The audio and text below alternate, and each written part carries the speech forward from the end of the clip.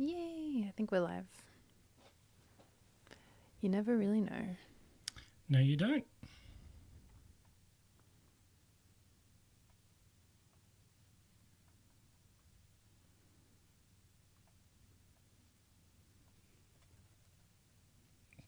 Pretty sure we're live. Okay, cool. Hey everyone! Welcome to a surprise live stream. Hopefully someone joins.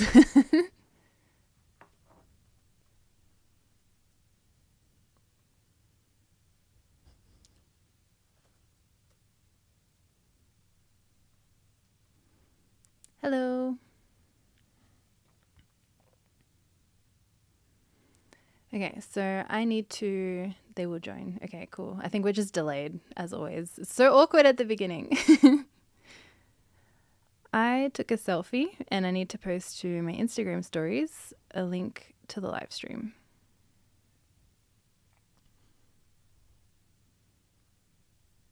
Hey everyone, welcome. Let me know in the chat what country/city you're from. We do this every live stream because I love to see where everyone's from. I'm from Sydney, Australia.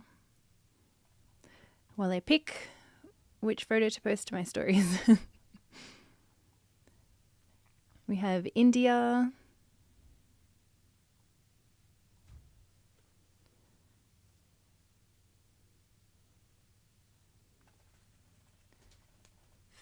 Philippines. Okay, link. Link. Tennessee, Scotland. Oh, I miss Scotland so much.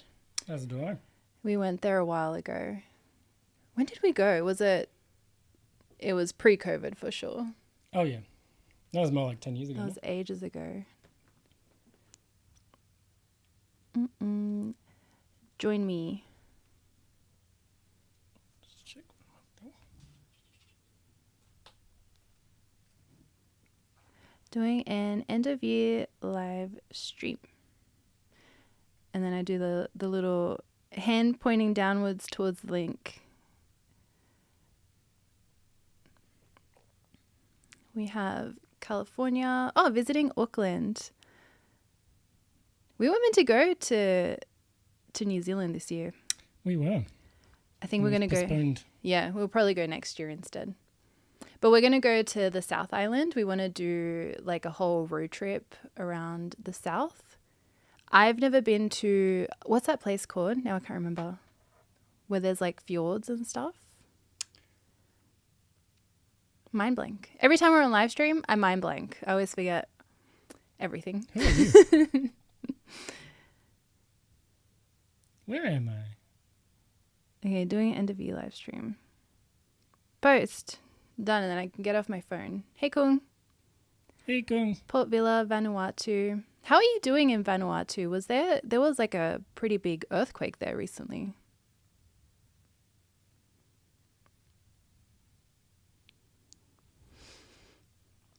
New York, Tennessee, Kurdistan, Michigan, UK.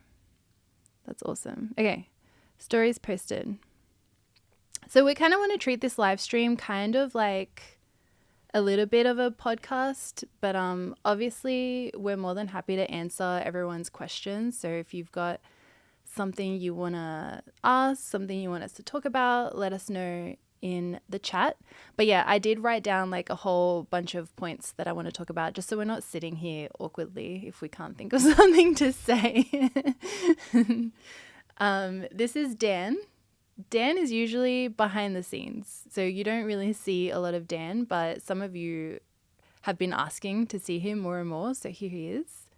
Roped him into doing this live stream. Mainly because I don't have to hold a camera for this stuff. Yeah, so what do you do? Tell us what you do. I hold camera. He's a man of many words. So I run all of the behind the scenes stuff. I'm the guy filming everything. I'm usually also the person trying to break all the cameras and all the lenses.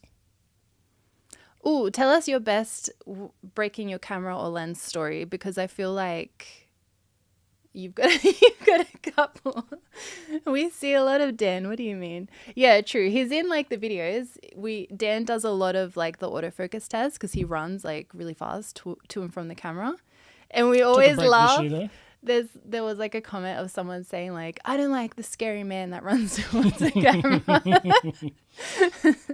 That's Dan. Best comment of the year. But he doesn't normally like talk in the videos, so that's what we mean. So today, yeah, it's because she won't put a lav mic on me. Always trying to keep me quiet. His choice. This is the scary man running at the camera. Okay, yeah. What's your best camera or lens breaking story? I fishbowled an 18-35 this year again. Last year? That was the end of last year. So I used to always use an 18-35 Sigma f1.8 crop lens to film all the behind the scenes stuff on a YouTube channel. And that time I was shooting on a Pana S5 IIX, and it started raining, and we were like an hour hike into a mountain. Yeah, we were in the middle of nowhere. And it was fully rigged up. So it had like an Atmos on it, mics, lav mics, everything. And it was just like torrential, like whiteout, couldn't see 5 meters ahead of you.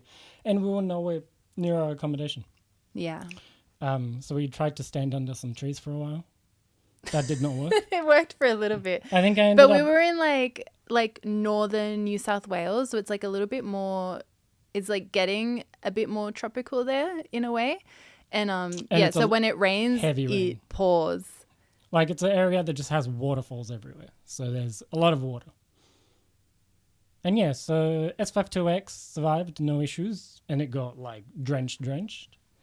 I think I ended up putting I had a Ninja or a Shinobi or something in your handbag to have that survive because I didn't trust that was going to make it. But that did. Still working to this day. Yeah, because it was in my bag. But the Sigma 18-35, get back to our accommodation, and it's just like fishbowl, just fully flooded. But they're not weather sealed, so I didn't expect it to be weather sealed, but didn't expect that much water in it. Yeah, it was a bit sad. So that one's now on a shelf in my office. I never bothered fixing it. Still works, but it's like got watermarks on the inside elements. Yeah, you were going to fix it and then... Yeah, I pulled it apart. Everything was fine. Rainwater, not salt water. So you can clean it out. You can clean out elements as well and stuff.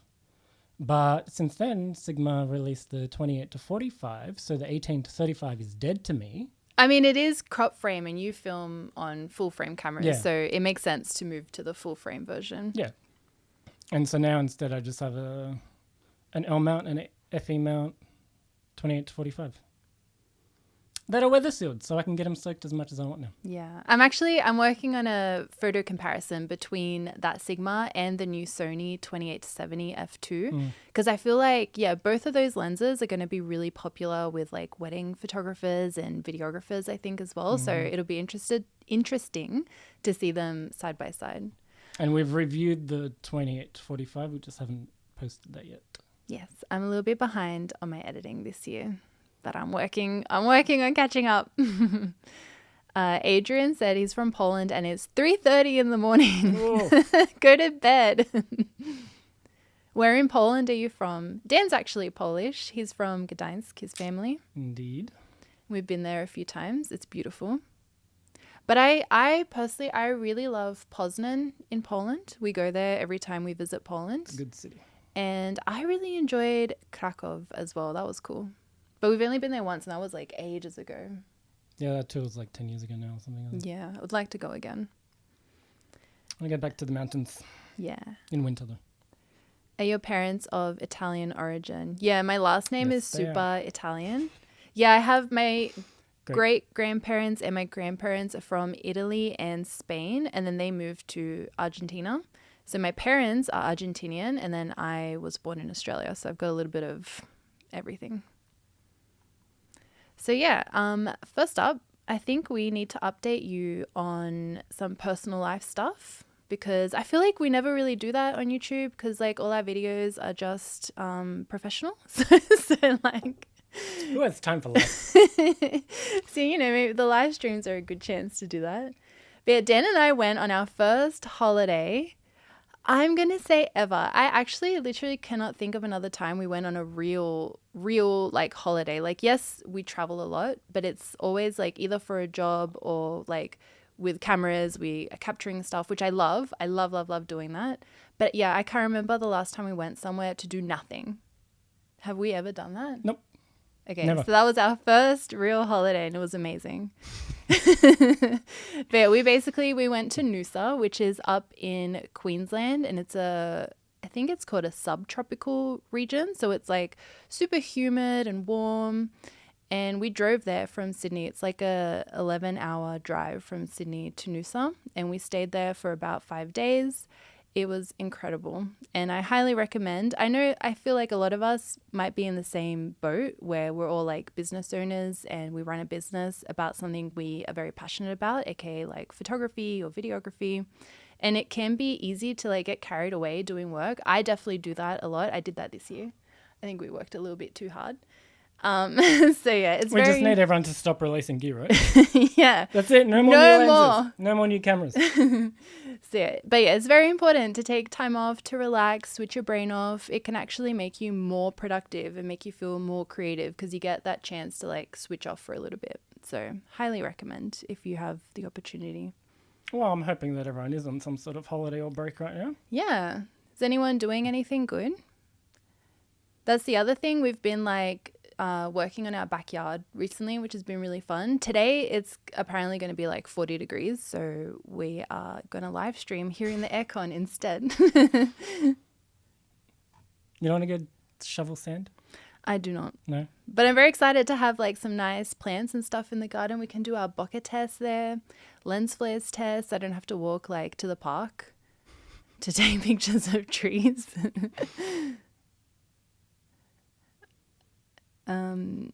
And then, oh yeah, so I mentioned like I'm a bit behind on editing. We did do some other travels this year and I've got like some vlogs that are coming that I guess I'll have to edit at the beginning of next year.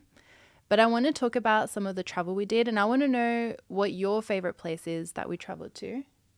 Mine. And what mine is. And I'm pretty sure it's going to be the same place. This year? Yeah, this year.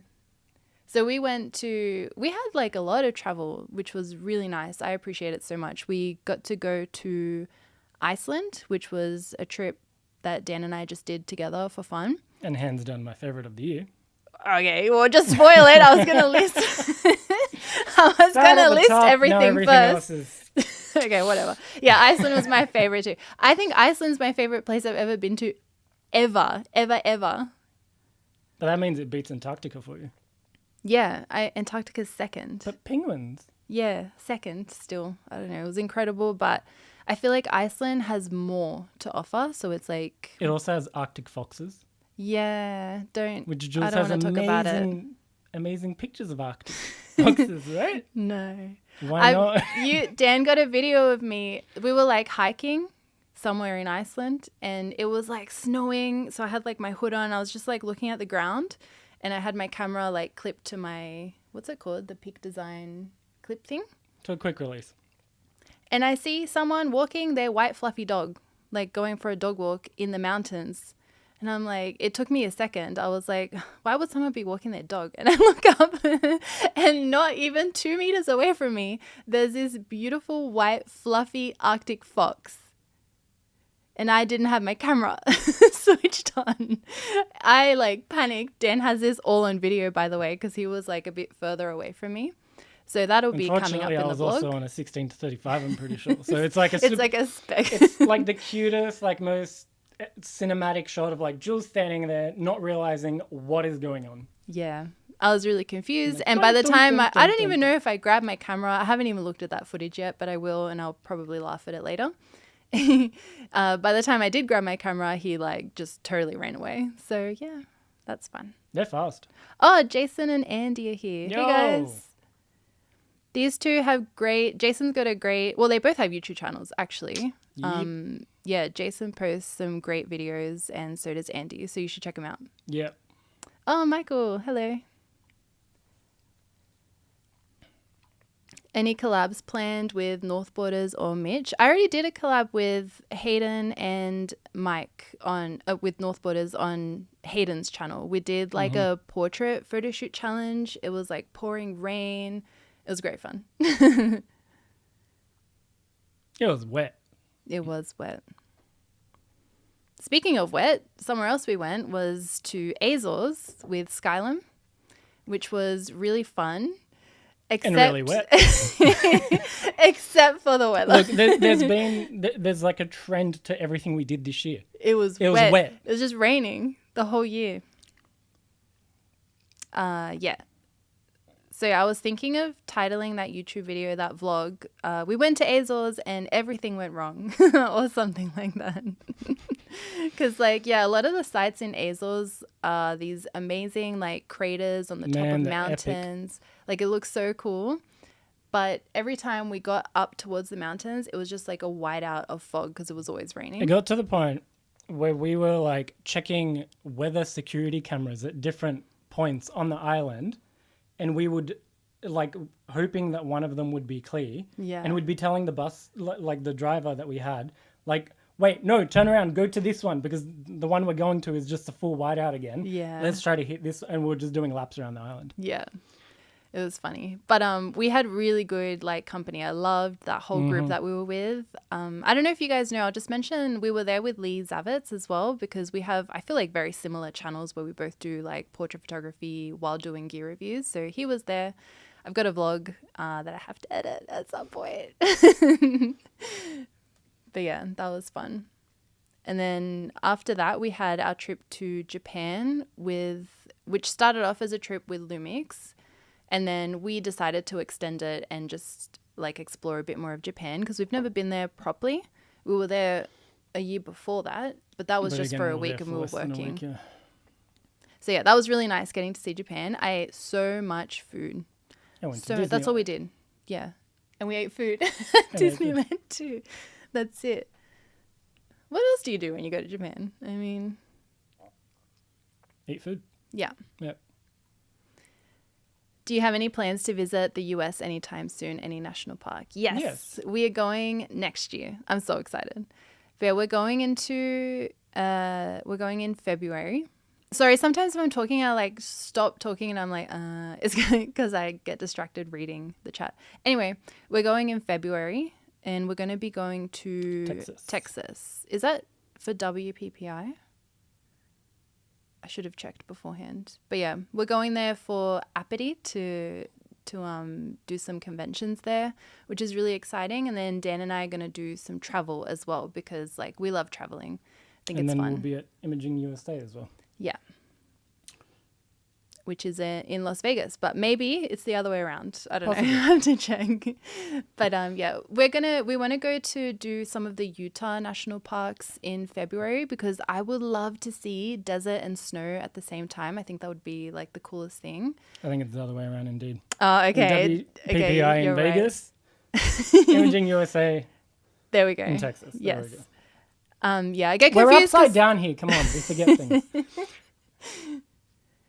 Yeah, so I want to go to Zion National Park and Bryce National Park. I wanted to also do a road trip up to Yellowstone and the other one, Grand Tetons National Park, but I think at that time of year it's going to be way too snowy, so I don't think it'll be worth the drive. I don't want to. I think it'll be mostly closed off, so we won't actually be able to get anywhere to shoot. Yeah. So yeah, we're still trying to decide. I'm thinking like Hawaii could be cool to go to, or... It's just avoiding the cold. Yeah. Maybe Joshua Tree. Could be cool. If you have any suggestions, let me know in the chat. Oh yeah, and I really wanted to go to Mount Rainier National Park and Washington in general. I went there with my sister many, many years ago, and it would be cool to go with Dan, but I think that's better for like a summer trip. Yeah, I mean, you had snow in summer. Yes, yeah, when we were hiking, because we were up so high, we're like, why are we out of breath? And then we see snow in the middle of July. All right, someone's asking you what your favorite Nikon lens is. The 85 1.2. Easy. Oh, I'm so surprised. I'm so surprised. We did not see that coming. Yeah, I low-key wish Sony had released an 85 1.2 as well. I understand it would be big and heavy. Oh, it'll be a chunky boy. But yeah. Oh, we have Avoto AIs in the chat. Yeah, it would be chunky. I did end up buying the 85 1.4 Mark II. But I was like, yeah, if I can't have a 1.2, I may as well make the most of having a small and lightweight 85. Good lens. Yeah. Do you have a favorite Nikon lens? Favorite Nikon lens would be... For me, it's got to be the 50 1.2. Yeah, that's a nice one. I wish it wasn't so big. But yeah, it's a beautiful lens. Well, because the 50's got the screen on it, or the 85? Yeah, the 50 has a screen. I think it was the first 1.2 lens they released with the screen, and then they abandoned the screen idea. To be honest, yeah, Not I feel necessary. like, no one's Especially checking their lens to see what their camera settings are on. And you've already Right. got the second screen on most Nikon bodies up top as well for extra information. So, like, it's all there. You don't need the third screen on the lens. Mm-hmm. So shave it down a bit. Weight reduction. Yeah. So yeah, out of all these places we traveled to, Iceland, number one, top spot. So good. I can't wait to go back. So yeah, that's it for personal stuff. Now I think we're going to talk about gear because you guys seem keen to talk about I'm just gear. seeing questions, just gear. Same. Ooh, White Sands National Park in New Mexico. I was looking at that one too. That one looks so cool. And Sequoia National Park. I have wanted to go there, but both times it was too far away and we didn't have enough time when we went to Yosemite. So yeah. I think I saw someone asking if you bought an A1 Mark II before. No, but Dan bought an A9 III, so I think, yeah. What's that got to do with you getting or not getting an A1 too? Well, I don't know. I like my A7 IV, you know? It's just like, it's like the best of all worlds. You know, it's just enough resolution, but not too much. No camera will get her off an A7 series. I love the A7 series. I don't need like 60 megapixels or 120 FPS. It's portraits, like, but even then, actually, I use my A7 IV for wildlife photography as well. Like that was the main camera I used when I was in Antarctica. So yeah. Oh, I need to stop saying so yeah. Oh my gosh. I just caught myself saying it again. Sorry to repeat the question, but any tips for nailing focus with multiple people in a wedding shot? Yep. Yeah, so, you know, technically at wide open 1.2, you could get a group of people in focus. You just need them perfectly in line. Yeah, which like takes a bit too much time and is a bit too finicky. So just something that, like a little tip that I have when you're getting started and getting to know like your gear and what camera settings you should shoot at is depending how many people are in your shot is what your f-stop should be. So if you're taking a photo of one person, then you're totally fine to shoot wide open if that's the look you want. If you've got two people in a shot, then bump your aperture up to at least f2 to 2.8. If you've got four people in a shot, shoot at f4. So basically the aperture gets like, you get a wider depth of field as you increase your aperture, which means you can get more people in focus. I think that's a really good place to start until you figure out where like your sweet spot is and what look you like versus what you get in focus. So hopefully that helps. And yeah, if you want to open up your aperture, then you just start getting everyone straighter and straighter in line. Yeah. Even if you do open your aperture, you should try to prioritize keeping people in a straight line because, yeah. It also looks better. I don't know, when you do group shots, people like getting into like this like kind of like a U shape. Yeah. Which is so annoying. Everyone's like you're always like talking telling people to like slightly get off, back. like leaning out, talking and stuff. You got to just get them in line, get them to actually heads all roughly in the same area. Yeah, even though Dan's a videographer, you did wedding photography for a while as well. Yeah. Yep. Fun fact. I took a little break from video and shot photo for a while. Yeah. I went back to video. Video is hard work. I'm not jealous. My back reminds me all the time. Are you into astrology? A little bit. Not enough to know what the sun and moon and rising is, but I'm a Cancer and Dan's a Scorpio. Muir Woods. I need to check that out. Okay. Gear. Okay, so maybe we can talk about some of the gear that came out this year that we covered. And if you've got any like questions, in the chat. Throw them at us.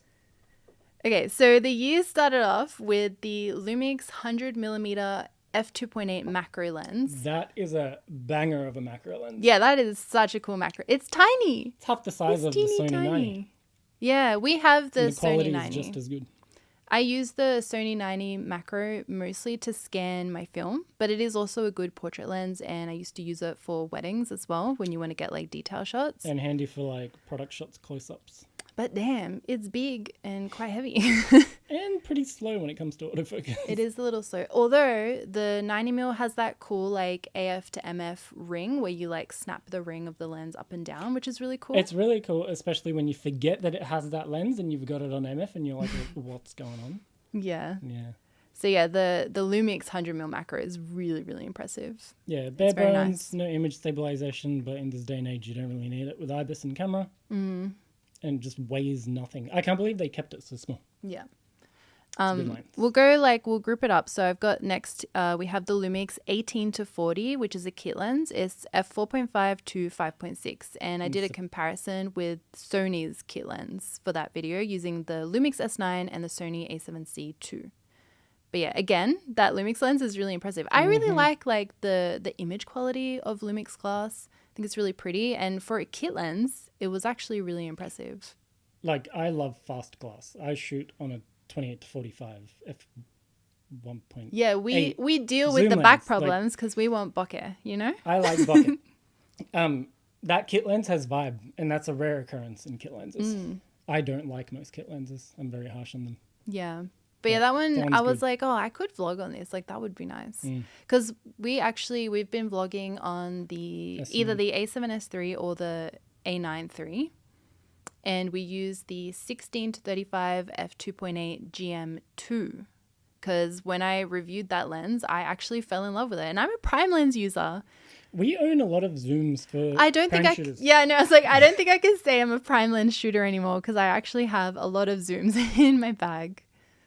And I had wedding photography and videography, I used 0 zooms. It was all primes, including carrying some duplicates, even to be able to like have stuff on sticks and stuff.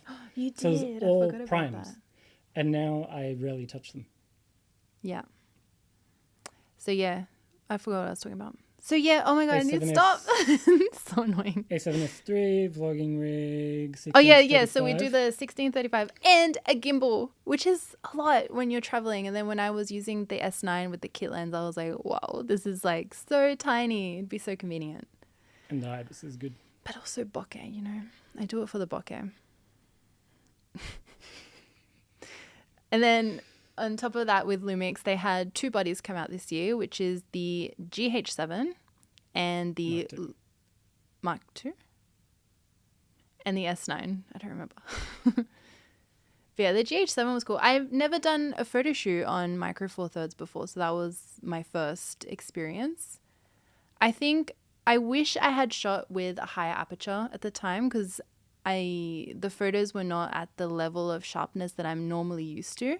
But it was a very nice camera to use. I think the strengths definitely lie in video, but it's great for photo as well. Yeah, it's mostly a video camera. Yes, but I always do photo no matter what. I was excited to see its first camera to have 32-bit audio. Yes, that was so cool. That was very exciting. I've been nagging every camera manufacturer, telling them we want to see 32-bit audio. And we finally saw the first glimpse of 32-bit audio inside of a video camera with the GH7. Yeah. So that was cool. What's going to come next? No idea. Well, it's internal, but you also need to there's hardware for it to work, right? Yeah, so it uses the external recorder via the hot shoe. But it gives you up to 4 channels of audio synced to your video file at that point. Mm-hmm. So it's cool. It's handy. Not for our exact setup yet, it wouldn't work, but seeing 32-bit audio working with software and hardware in camera, brilliant. Mm-hmm. Yeah. And then we have the S9, which caused a little bit of a stir when it came out earlier this year. I think it's a great little camera. I love really that enjoyed camera. using it. It's good. So I bought a second 28-45 for L mount so that I could shoot with the S9 randomly. Yeah. So it seems ridiculous, but it's actually a really cool little rig that can shoot heaps of versatile stuff and it still fits. Like, it's practically no body, it's just a lens. But Yeah. But yeah, I think the biggest thing people are upset about with that camera is that it doesn't have a viewfinder. meh. Which, you know, like I get it. For photography, it can be a little bit tricky, like when you're in the sun. But I guess, like, because it's a vlogging rig, you kind of expect to use it backwards anyway, where the viewfinder wouldn't Would really you be used that prefer if much. it was slightly bigger and had a bad viewfinder on it? Yeah, that's the thing. It probably wouldn't be a good viewfinder even if it did have one. Because it has a good, the re-screen on it is good. Yeah, it is really good. And you know me, I shoot a lot with like the LCD as well. But yeah, like if you're traveling and it's like really bright or you're using more telephoto lenses, I do like having a viewfinder. Oh, Cam, hey. Yo! Hey, Cam. But yeah, I like the S9. I think it's great. I've been using it all year, quite a lot actually. Someone was asking how the custom LUT function works for you for video and photo. I like using it when I'm traveling kind of just for myself and I don't really want to like edit the photos later on and I just want finished files that I can just transfer to my phone. It's great for that. There's also been some times where we're like traveling for like 1 or 2 nights where we don't take a laptop. Yeah, that as well. But I feel like if I'm doing like big travels or like a specific portrait photo shoot, I still shoot raw and I still shoot log because I want to edit it afterwards. I need my options. Yeah. I didn't say so yeah that time. Okay, I'm I'm working on it. So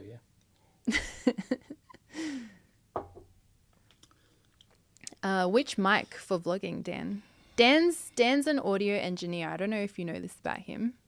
Which mic for vlogging that we use? Well, yeah. Well, Slightly complicated. So Jules is always wearing a lav mic. And then depending what camera and the size of the camera and whether Jules is like physically vlogging with just a camera or a camera on a gimbal. So like A7S III with the 16-35 on a gimbal still has a video micro 2 on it. Yeah. Is that from Rode? Yeah. Yeah. But I'm trying to think. I think on that one we've got the micro 2 because it's small and it's still because we use the mini RS3. Is that what it's called? RS3 mini? Yes. The tiny one? Yes. It's like, not tiny. Well, it's like the smallest, and the payload is literally like to the gram. That thing is not happy with a 16-35 and A7S III. Yeah, it's the like plates, the it microphone, borderline and the works. lav mic, like it's not too happy, but it works. So I think it's a micro 2 on that. Sometimes it's something different, but usually whatever small microphone we can get on a camera. But then Jules is also wearing a lav mic. Yeah, I feel like the best audio is when I'm wearing a lav mic, but it's annoying wearing a lav mic because it's like stuck to you. So it kind of like, I don't know, it's just annoying. But it sounds the best. So like sometimes you got to do it. I feel like, so for the last vlog I uploaded, which was at Condo with Sony in the Gold Coast, I was wearing a lav the whole time because I'm like shooting and there's loud noises like monster trucks and stuff happening. So you want to be able to hear me properly. Whereas for the Japan vlogs that I uploaded before Kando, so Tokyo and Kyoto, we were using the on-camera microphone. No, Tokyo was the video micro 2. And then Osaka was a lav mic because we were also filming the review video. Yep.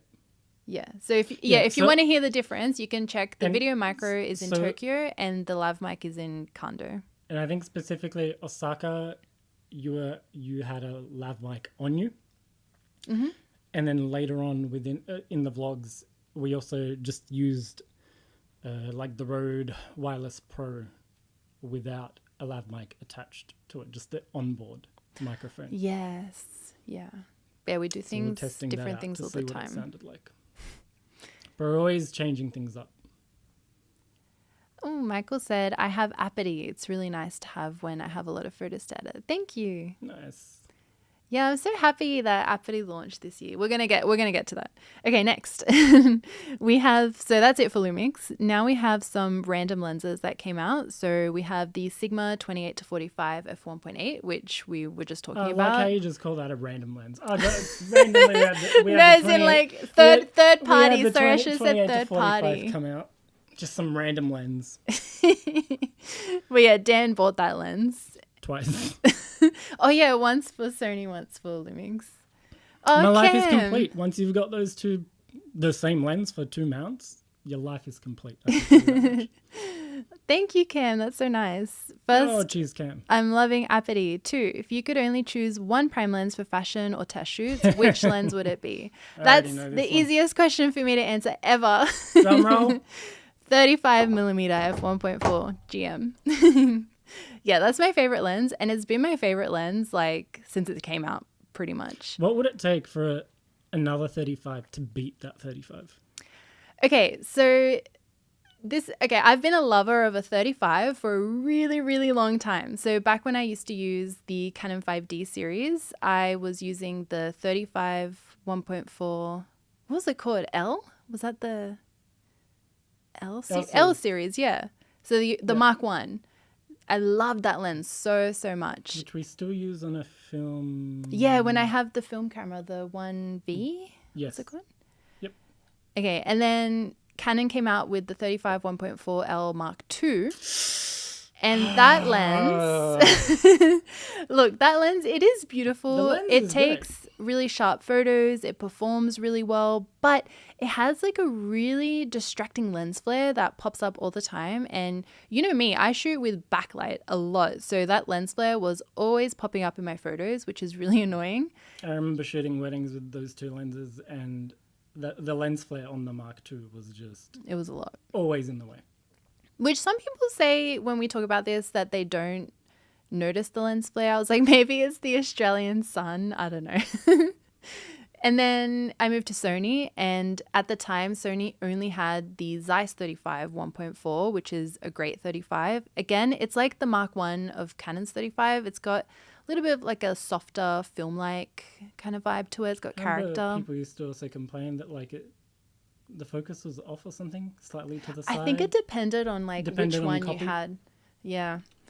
And then the GM 35 1.4 came out, and that's been my favorite. But that one also has a little bit of a funny lens flare sometimes that pops up that I don't like, and it's hard to avoid in certain bright backlit situations. So if there was a 35 that came out that didn't have a crazy lens flare, I think that would take the cake for me. That was a lot of 35 talk. Let's hope there's no 35s that came out this year. Otherwise, we're going to be talking about 35s for the next 2 hours. I've got a lot to say, Anyway, in terms of random lenses, aka third-party lenses that came out, we also had the Tamron had some super zooms that came out this year. They had the 28 to 300 f4 to 7.1, which was a Sony mount lens. And they also had the Tamron 50 to 400 f4.5 to 6.3, which was for Nikon. Yeah, so that lens came out a year or 2 earlier for Sony. Yeah. And they released the Z mount version. Yeah. It was a good lens. Yeah, the super zooms are interesting. I would love to know in the chat if anyone uses these crazy zooms. Crazy zooms. No, just because it's got such a wide focal range, it's a lot. If someone can make a 1 to 500 mil, it's gonna be Tamron. How big would that be? It'd be well, it depends. What, f70? Yeah, it'd have to be I feel like anything past f7 is a bit f11 is a bit annoying to use. Apity just saved my Christmas pictures. That's awesome. But yeah, we just had an Apity update. We got the skin body smoothing, which was just a beta tool at first, and now it's been released for everyone. I love my Sigma 35 1.4 DGDN. Yes, that's a great lens as well. Sorry, now you got me back on the 35 talk. But just one thing is that I think the DGDN is a dupe for the Sony 35 1.4 GM. I did a comparison video if you go on my YouTube and search for it, and the photos look almost identical. Like, it is so hard to tell them apart. That lens So is like hard. 99% there. Yeah. Like, it is GM quality. Yeah. The only place I think that the GM wins is in performance. So Autofocus. if you shoot like very fast subjects, so let's say kids, or you shoot pets that run around a lot, you are going to get more in focus with the GM if you shoot with a shallower depth of field. I feel like that's the only place where it makes a difference. And but now it's like super fast high speed shooting, A1, A9. Oh yeah, with like 30 or 120 FPS as well. But yeah, I love the Sigma 35. We'll get to Sigma. I've got them on the list. Okay, so we had Tamron with their Nikon lens. Okay, and then we had some Nikon gear that we covered this year as well. Mm-hmm. We had, in terms of lenses, the Nikon 50 and 35. Oh, here we go again. f1.4. Except Nikon do things a little bit differently. So with Canon and Sony, they've got their lenses. So like the 35 1.8. Oh, 35 is not a good one. Let's say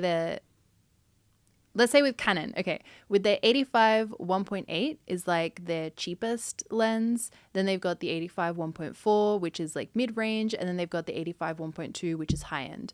What Nikon's done instead is they've got the f1.8. 50 1.4 is their lowest range lens. The 50 1.8 is the mid-range, and the high range is 50 1.2. So it's like, I was a little bit confused at first because like I grew up thinking like a certain way, like apertures equals price. And Nikon are like, nah, we're not going to do that. But yeah, we had the 50 and the 35, which I think they're really good like options for Nikon. The only thing for me, which I said in both the videos and the comments of both the videos support what I said, is that the bokeh of these lenses is you're either going to love it or hate it because they're very like characteristic. It's like vibes of vintage lenses. Like, it's busy bokeh. Yeah. It's not clean, it's not clinical. But like you hear, you got to make a lens. You have to make more than, you can't just make clinical lenses. You have to. Yeah, it's fun having stuff that looks different. And I think it just depends. Like for me personally, I shoot a lot in green locations, which equals a lot of bokeh. And so to have busy bokeh, sorry, I touched your microphone, in an already busy location, it's like a bit too much, I think, for my photos. But then if I were to be someone who shoots more on like the city streets, then those lenses would look awesome for that kind of photography, But yeah, I think they're great lenses, great, more budget-friendly options as well. Nikon also had the Z6 III, which is a really cool camera that came out. I actually love what they did with the Z6 III. Mm-hmm. It was kind of like the A7 IV meets the A7S III, and they were like, boom, let's just put it all into one camera. It had like amazing photo specs and amazing video specs as well. That's all I have to say. Do you have anything to add? Z6 III, very, very capable video camera now. Like in terms of specs and in terms of like the image quality you can get out of it, so good. I enjoyed using that. Yeah, I just think it's a cool way to do it because with Sony's lineup, I feel like if you want to do 4K 60p video in full frame, you have to get a specific camera for that, which is the A7S III. Mm-hmm. But then if you want higher resolution photos, you'd have to get the A7 IV. So you kind of like have to get two cameras to be able to do both. Whereas with the Z6 III, it's nice that it's just in the one camera. You know what I mean? Okay. And then we have, speaking of Sony, next is Sony. And I left them to last because they had a lot of gear come out as usual. I don't know if you noticed his microphone is off or super low. Dan? No, I'm probably just talking quietly. We'll talk louder. I'm talking loud. People want to listen to you. I also feel like I'm talking a lot. You can speak up whenever you want. Okay. Okay, so Sony had some G zooms. They had the 24 to 50 come out and the 16 to 25. That feels like a lifetime ago. It does feel like a lifetime ago. We didn't do a portrait shoot for the 16 to 25, actually. We did a landscape and vlogging thing because that's what I feel like that lens is better for. I really like the 24-50. I use that for a portrait shoot, and I think that's a really nice low-key portrait lens, actually. I think it could be really good if you did like kind of like family shoots and like senior portraits and things like that. And those lenses were a good size, both of them. Yeah. So what's next? Oh, my poor 35 GM has been out of commission since I dropped it. I have to send it in for service next week. Oh my gosh. Oh. And you dropped T on your laptop as well, Michael. You need to be more careful.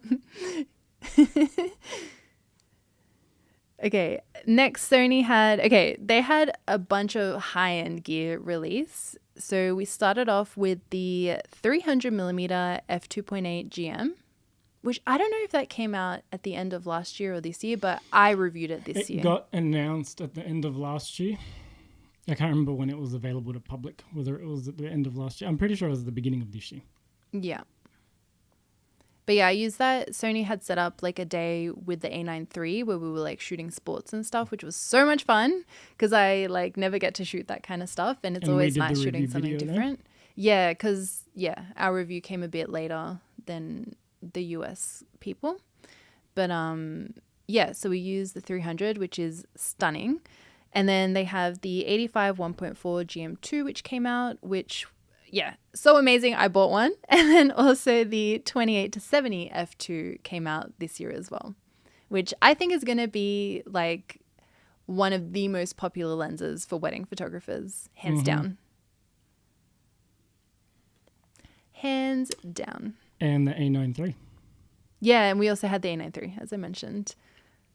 But yeah, again, that was like the A9 III did release at the end of last year. That's when other people had their reviews up. But in Australia, we got it at the beginning of this year, and that's when we did the event.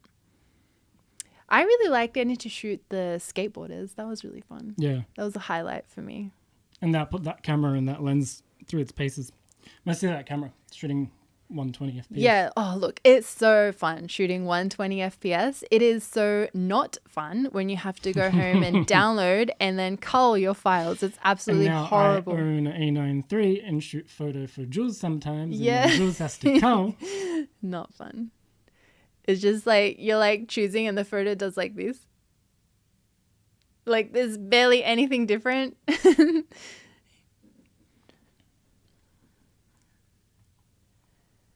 And then we have, did you keep your Canon 85 1.2? Yes, I do still have that. You know what? Yep. The Canon 5D series is such a vibe, and I think it'll never go out of style, so I'm keeping mine. I've got my 5D 3 and 4 still. I used to have like 2 of each, now I have 1. That 85 1.2 has some mad rubber reversion happening. Oh, I forgot about that. And did we clean it? It was so sticky. Yeah, but it's rubber reversion. There's nothing you can do about it. It's disgusting. Need to reskin it if you're going to use it. Otherwise, you'll get stuck to it. Well, I can hold it via like the focus ring so I don't touch it. If that hasn't gone yet. Yeah, who knows? Okay, and then Sony also had the ZV-E10 II, which is more, it's a crop frame camera, and it's more for like content creation. It's like a baby A6700, which was a great APS-C camera that came out last year. And they also had the A1 II, which came out, which I feel like people online were not very happy about the A1 II, but it's a great camera. I feel like they like polished it off, you know? Mm-hmm. Well, it's a A1 Mark I in an A9 III up-to-date body now with the latest software and new features, but mostly it's about refining it. Mm-hmm. I forgot. I was reading a question and then I got distracted, but it was about Sony from Craig Turnbull. When you travel, what camera gear do you typically pack and how do you manage weight restrictions? So I don't travel with that much camera equipment. Well, it depends. Yeah, I guess it depends. But generally, like for when we went to Iceland, for example, I took my A7 IV, my GM35, and my GM2 70-200 f2.8, and that's my kit. That's it. I don't travel with anything else. That's all I need. Well, and then I'll give an example of, for instance, with video. So my main rig that I use to film our YouTube videos is gigantic. It weighs like 6-7 kilos. However, it can be pulled apart a bit, but it has a lot of cabling on it, so I don't pull it apart ever really, except for when we're traveling within Australia for work. And so during that, I will literally pull it apart into a couple pieces, check it in, and let it fly. Like when it comes to the big and heavy stuff, weight restriction wise, 200 to 600. Yes, when I went to Antarctica, Antarctica, I was traveling by myself, so I couldn't have that in my carry-on because it literally wouldn't fit in any of my bags. And this is the 200 to 600 from Sony, and so I had to put it into my check-in, which is a bit scary. But I had a big camera bag in my check-in actually, so I had the lens in a camera bag in my suitcase. We just wrapped up in clothes. We always double bag everything. Yeah. So it's either camera gear will be in a camera bag inside of our check-in rolly suitcases, or it'll be inside of a pelly case inside of our check-in suitcases. Yeah. So for instance, like if we're flying with a drone, the drone will go into a pelly in our check-in luggage. We don't take it on the plane. There's no point carrying it. No batteries in it. The batteries I take on the plane, but the drone itself goes in a pelly in the suitcase. Why carry stuff through an airport if you don't need it? Just air tag everything. I remember the days we used to travel, we used to shoot weddings as DSLR shooters overseas, and that was no fun at all because I used to tremble in fear at the airport because I didn't want anyone to weigh my bag, which was most definitely overweight. Just not good, but it is what it is. But yeah, I had two Canon 5D Mark IIIs at the time. I had the 35, 85 and 135. Plus batteries, plus flashes. And 50. Oh, did I travel with a 50 as well? Did I just leave? I think I was like, I can make do without a 50. Yeah. You would leave the 85 or the 135, depending on what you felt like. Yeah, that's right, actually. 35, 50, and either the 85 or the 135. Yeah. Yeah, that was a heavy bag. Not good. Okay. Do you use your old cameras for anything? Yeah, I use my 5Ds sometimes randomly for like a YouTube video. The last time we filmed like a few months ago something. With the 5D4. Yeah. 5D4 and the 35 Mark II. Oh my gosh, it had been so long since I had used a DSLR. I totally forgot it was an optical viewfinder, and I was like shooting and I was like, yeah, this is cool. And then I went to go look at the photos. They were all black. I just forgot how an optical viewfinder worked. I was like, whoa. No. My brain is fried. We are so spoiled with mirrorless cameras, let me tell you. It's so good. I do not miss shooting on DSLRs. Me too. I guess like full time. But there is like a charm about it. I think they're going to be cool again, kind of like film. Yeah. Because when you think about it, because it is an optical viewfinder, you don't really see what you're shooting while you're shooting it. So it's got like that film photography feeling. The cheaper version of film. Yeah, much cheaper. Or kind of. Nah, yeah, it's cheaper. Well, yeah. It's nearly just as slow. Yeah, people used to complain that 85 1.2 was really slow. Which it was. But it was okay, like, if you kept the focus in, like, a certain range, like, when doing portraits, like, you kept it in this area, it was okay. It was a problem when you were shooting weddings and you needed to shoot something at infinity and then something close up really quickly and you were just, like, waiting forever. That would make it work. Mm-hmm. Do you want to pick a question? Dan, which camera do you use for your video work? So... Throughout the last year, hope you can't hear me drinking. Everything is shot either on a A7S III. So the A7S III is my main camera that I've been using since the day that came out. I switched to Sony on the day the A7S I came out. So He's an original. I left Canon the exact day like the A7S I was able to be purchased from the shops. And so I drove down at like 9 a.m. and bought two of them and said bye to... Back when you used to go to camera stores to buy stuff, like it wasn't that common to buy online. So A7S A7S3 is the main camera for the last, 4 years now? Yeah. But I now shoot with an A9 III a lot. So when we travel... That's a low-key, really good video camera. Low-key. It's a global Because everyone's shutter. like, oh, it's for sports, it's for photography. No, video. Video is where it's at. I've had so many people like ask, what? Global shutter. It's the cheapest global shutter camera you can buy. Yeah, it's pretty cool. I can see the difference. I'm not... Once you go A9 III, Yeah, literally. everything else hurts.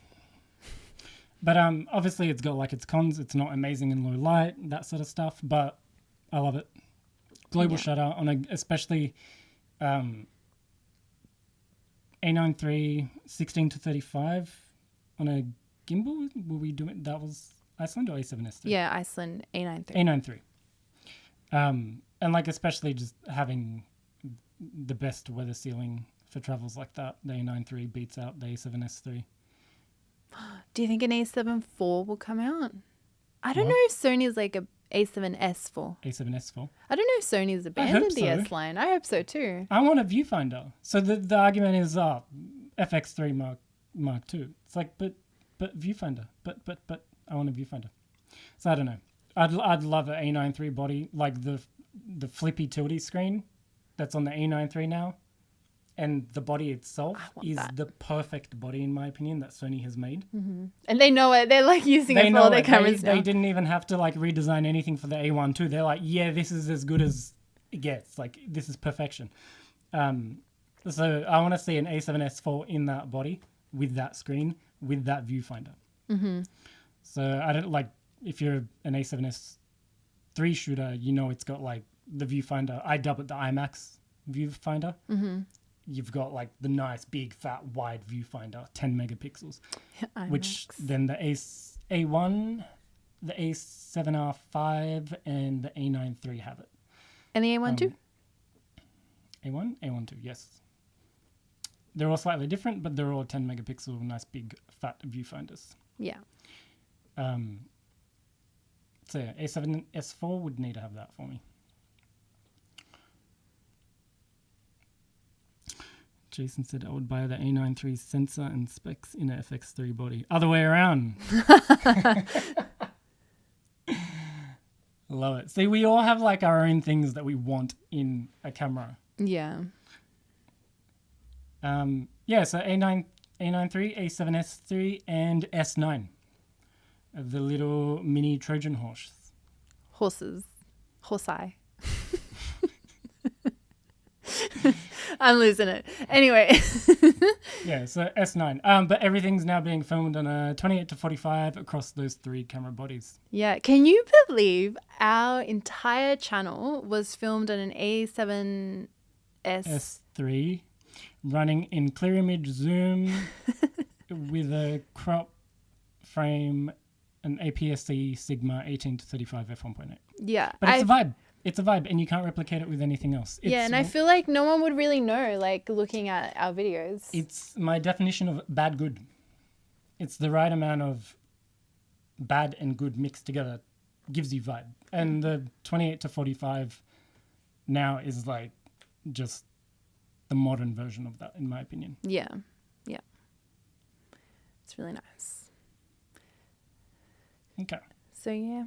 Oh, no, I said it again. So annoying. Okay. Yeah. So then we have another thing that came out is Affinity, which is the photo editing software that I've been working on with Skylum, which is so exciting that it finally came out. It's been like a big secret that I've been working on since like the end of last year. I don't know. It's been behind the scenes for a long, long time. And yeah, so much work went into that. It's really interesting being behind the scenes of seeing editing software be created. It's like Skylum has a relatively small team, a very small team, especially when you compare it to other companies, you know. And the amount of work that has to go into making a software is actually insane.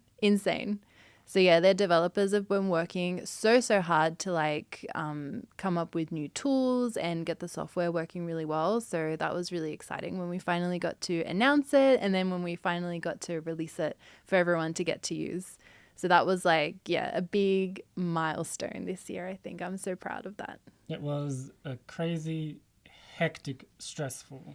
Yeah, we spent so much time every single week. We have meetings we had it every Thursday, and then it moved to every Friday. Now we've got, meetings every week with different like teams of Skylum working on the software. And how do I participate behind the scenes in Apathy's development? So at the beginning, it was a lot of me sharing my workflow as a portrait photographer. I've been doing photography for like 16 years, and I've done lots of different styles of photography in that time. I worked as a professional wedding photographer. I did headshot photography. I did fashion photography. And I also worked a lot with other photographers as well. Especially when I was getting started, I would like assist or be a second shooter and things like that. So I would share a lot of different ways that photographers work with images and the things that they need. And then, we were working together. I was giving them a list of like all the tools imaginable that you would need to edit portraits. So we've got a lot of things in the works, low-key. And and then they would create tools, send them to me. I would test them out. I would give them feedback, and it would just be this like back and forth all year, like testing, meetings, talking, improving. And that's still going on today. Like that's something that's on a daily basis. Yeah, we do a lot. So yeah, it's very hands-on. It still is very hands-on. Okay, so I want to know from you, what's your top 3 gear? That's bad English. Top 3 gear of this year. Gear 3 top, yeah? Yeah. Of favorite 3. Of this year? Yes, out of everything we just talked about. I know mind blank, so like here I've written I don't need to look. Oh, okay, yeah, go. I know well, because I'm using the majority of it. Oh, true. I think my list would be more of a surprise then. Top 3 of the, I mean... Dan spent some money this year. how can you deny the A9 III? Yeah, true. That takes the cake, nearly takes the cake for me. Sigma 28 to 45 takes the cake. And the S9, the Lumix S9, that is. It takes a lot for me to buy a piece of gear and put it into my workflow, and all of those 2 cameras and that 2 lenses technically are in my workflow. Mm-hmm. So that's the top 3. Yeah. How about yours? Well, for me, the top number 1 has got to be the Sony 85mm f1.4 GM2, because that's like the only one that I actually bought this year. And then I would say second favorite would be, maybe I should do like camera bodies and lenses. I also have split them up. I have a best of the rest, like 4th place as well. Oh, okay. Well, we're going to change the rules. We made up the rules and we're going to change them. So I'm going to do, lenses. So 85 GM2. And then the second favorite lens that I have has got to be the Sony 28 to 70 f2, because that's stunning. It's such a fun lens. That's my best of the rest for place. Okay. So that lens is magic. I love it. I need more time with it. That's the only thing. I didn't get to spend much time with it. I know. And you actually, that's one of the reviews that we did something different. We actually had 2 of those lenses, which was a surprise. And we were like, oh, what if you just film the entire review video on the lens? Because that way, like the whole video is also technically, footage for you to look at to see what you think of the lens. Yeah, the whole time you're watching the 28 to 70 review, you are watching it through the 28 to 70 as well. Yeah. So even with that, you still didn't have enough time. No. And then I'm in an iron, but at the moment, 2 Sigmas. How much more glass do I need? I only have 2 hands. If I had 3, I'd have a 28 to 70 in it. Yeah. F2. And then I guess in spot 3 for me would be the Sigma 28 to 45 1.8, but not for photo, for video specifically. Because like I edit all the videos that are shot on that lens, and I love the way it looks. It's so beautiful. It's definitely like an upgrade for our channel as well. Like it's got a fresh new look to our videos. So that's fun. I'll bring in one more honorable mention. That's the Nikon Z6 III for packing way too many features into one camera. Yeah. So next I want to do like my favorite camera bodies. So number 1 has to be the A9 III for me as well, because that's such a like cool camera. It's so different to what everyone else has as well. In spot 2 has to be the Lumix S9, because I actually genuinely love that camera. I think it's really easy and fun to travel with and to vlog with. So yeah, whenever I travel with that camera, it's a good time. Like, I like it. And then number 3 is the Z6 III, because again, I love how they split the photo and video into the one camera, so you don't have to buy 2 if you want to do professional photo or professional video. So that's my list. Clap, clap, clap. Oh, Cam, why is your message retracted? But yeah, let us know in the chat like what your favorite pieces of gear this year was.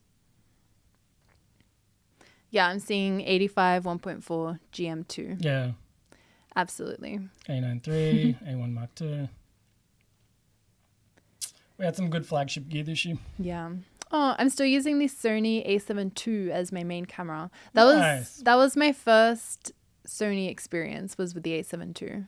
They didn't have IAF yet. They had face detection. But already that was miles ahead from like manually having to select your focus point on a DSLR. And I was like, wow, this is so cool. So fun. Yeah, because the A7S 1 and 2 did not have good autofocus. No. But the 2 is fine. Like, you can work with it. The A7 II, yeah. Yeah. Oh, what did you say? A7S. Oh, S. 1 and 2. Yeah. Yeah, because you were always doing manual focus for video. I was still shooting manual during that whole time, but autofocus-wise, it didn't work amazingly. Mm-hmm. A7 III and A7 II. A7 II is where autofocus got really good. Yeah. They forgot about theirs. Do you think you'll upgrade to the A1 Mark II? No. It's a great camera, but it's not for me personally. It's too much camera for Jules. Yeah, when it comes to like portraits and travel, I don't know, sometimes less is a bit more. And like, I don't need that many FPS. I don't need that many megapixels.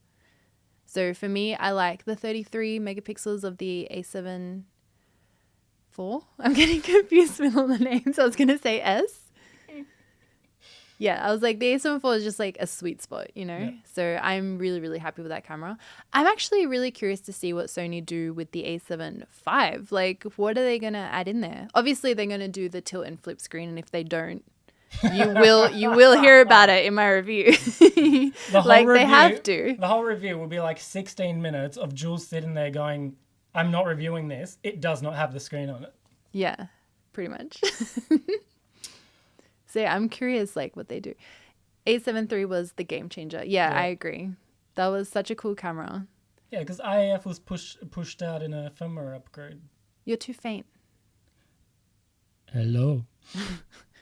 Now you're too loud. Am I too loud, maybe? You're probably too loud. We'll talk closer to the mic. Okay, you are. Hey, I was leaning back. Come on, I'm tired. It's Christmas. Let me rest. Yeah, we did go to a sushi all you can eat for lunch today. It's amazing, but it does put you in a little bit of a food coma. So. I am in a food coma. So, full stop. Where were we at? I forgot. Same. I'm just reading some of the questions. So Cam's got his top 3 there. Oh, where? Down. Oh, there. I don't know where my comment went. But the Leica Q343 has been amazing. I need to see you try it. I haven't tried any Leica gear before, so that would be cool. Yeah, I noticed there was a couple of messages that got retracted. I have no idea why. Might need a refresh. How do you refresh this? No idea. Okay, whatever. the sushi emojis. I haven't used my 85 GM2 in at least 3 hours. Wow, you better get out there. That's a long time. Very excited for the Z8 II. Yeah, We Nikon. just got the Z8. Yeah, when did that come out? Was it Well, that's still fresh. last year? We need to slow down on the gear. There's too many cameras, too many lenses. It was a good year, guys. Come on, let's not ask for too much. I really like the Z8. I get really excited when I have to review a lens and I get the Z8 with it. It's a great camera body. Mm-hmm. Leica and anamorphics. Yeah, I want to see Jules shoot photos. That on would be anamorphic, fun. I would which love to try that. is not theoretically possible. We could come up with something to make it work. We can make it work. Yeah, I mean, yeah, you can do it. It's not going to be the greatest experience for you. Oh, it's fine.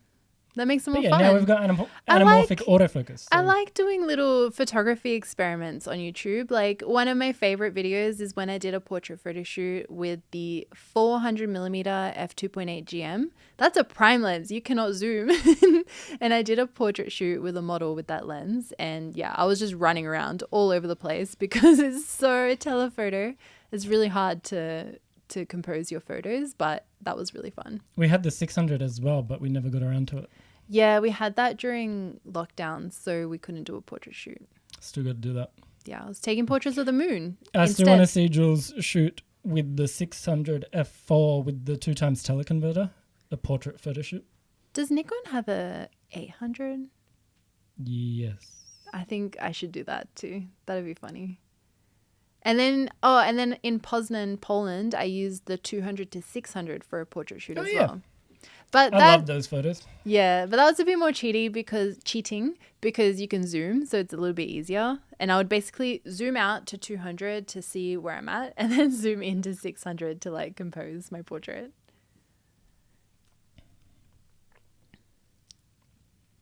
Do you guys have any big videos planned for 2025? Yeah, so that's something I've got this on the list to talk about, like what we're planning for next year. For me, okay, look, I'm a little bit behind on editing videos this year. So like we did like these travels and I filmed some extra like comparison videos and things like that. And I haven't had the time to edit them. Like we keep having new gear coming out that I prioritize uploading instead. So for me, I would really like to be able to get up to date with my editing. So we've got like quite a lot of travel plans next year. So we're going to the US, but we're also going to a couple of other places as well, which I'm so keen for.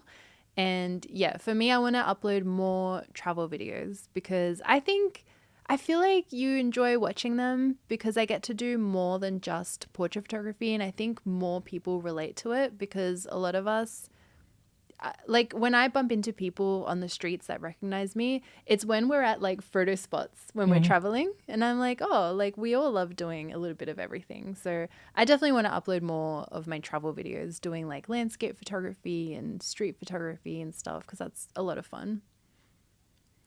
We enjoyed putting it together and making it. Yeah. So yeah. It's not so much big videos as much as it is like having more of a mixture of videos on my channel. How about you? Do you have any plans? Actually, it'd be so cool if we could meet up because we are going to the US and we could film a video together. That'd be so awesome. Oh, Richard. Hey. Hey, Richard. Packing cubes or no packing cubes?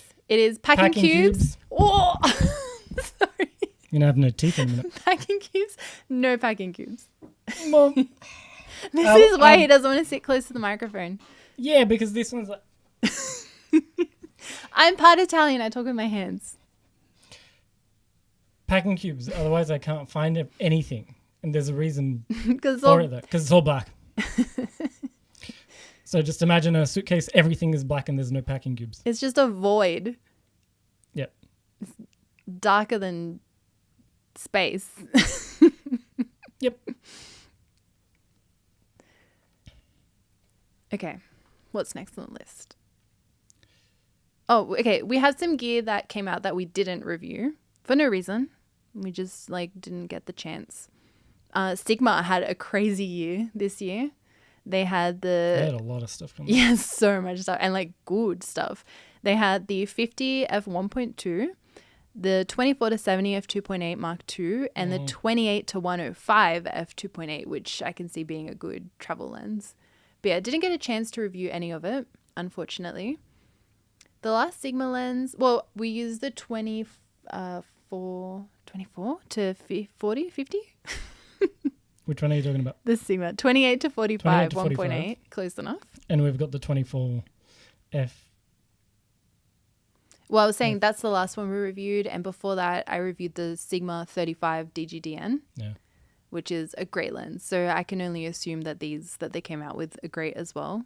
Like, you only ever hear people talking good stuff about Sigma, which is cool. Cam, we're in. Yeah, let's do it. Okay. Yeah, we'll be in touch. Let's plan something. And then we also had Tamron came out with a macro, was it a macro lens? The 90 f2.8? Yeah, we were too busy. Yeah, we didn't have time for that one. But it's cool. We had 2 macro lenses, and Tamron releasing a prime lens after all this time. So I'm really excited. I really, really hope that Tamron start releasing more prime lenses. Yeah, because that'd be cool. It's been a while. We had those little ones come out. The They were f2.8s. great. Size-wise, it's like what everyone wanted for Sony. So it's like, let's see more of that stuff.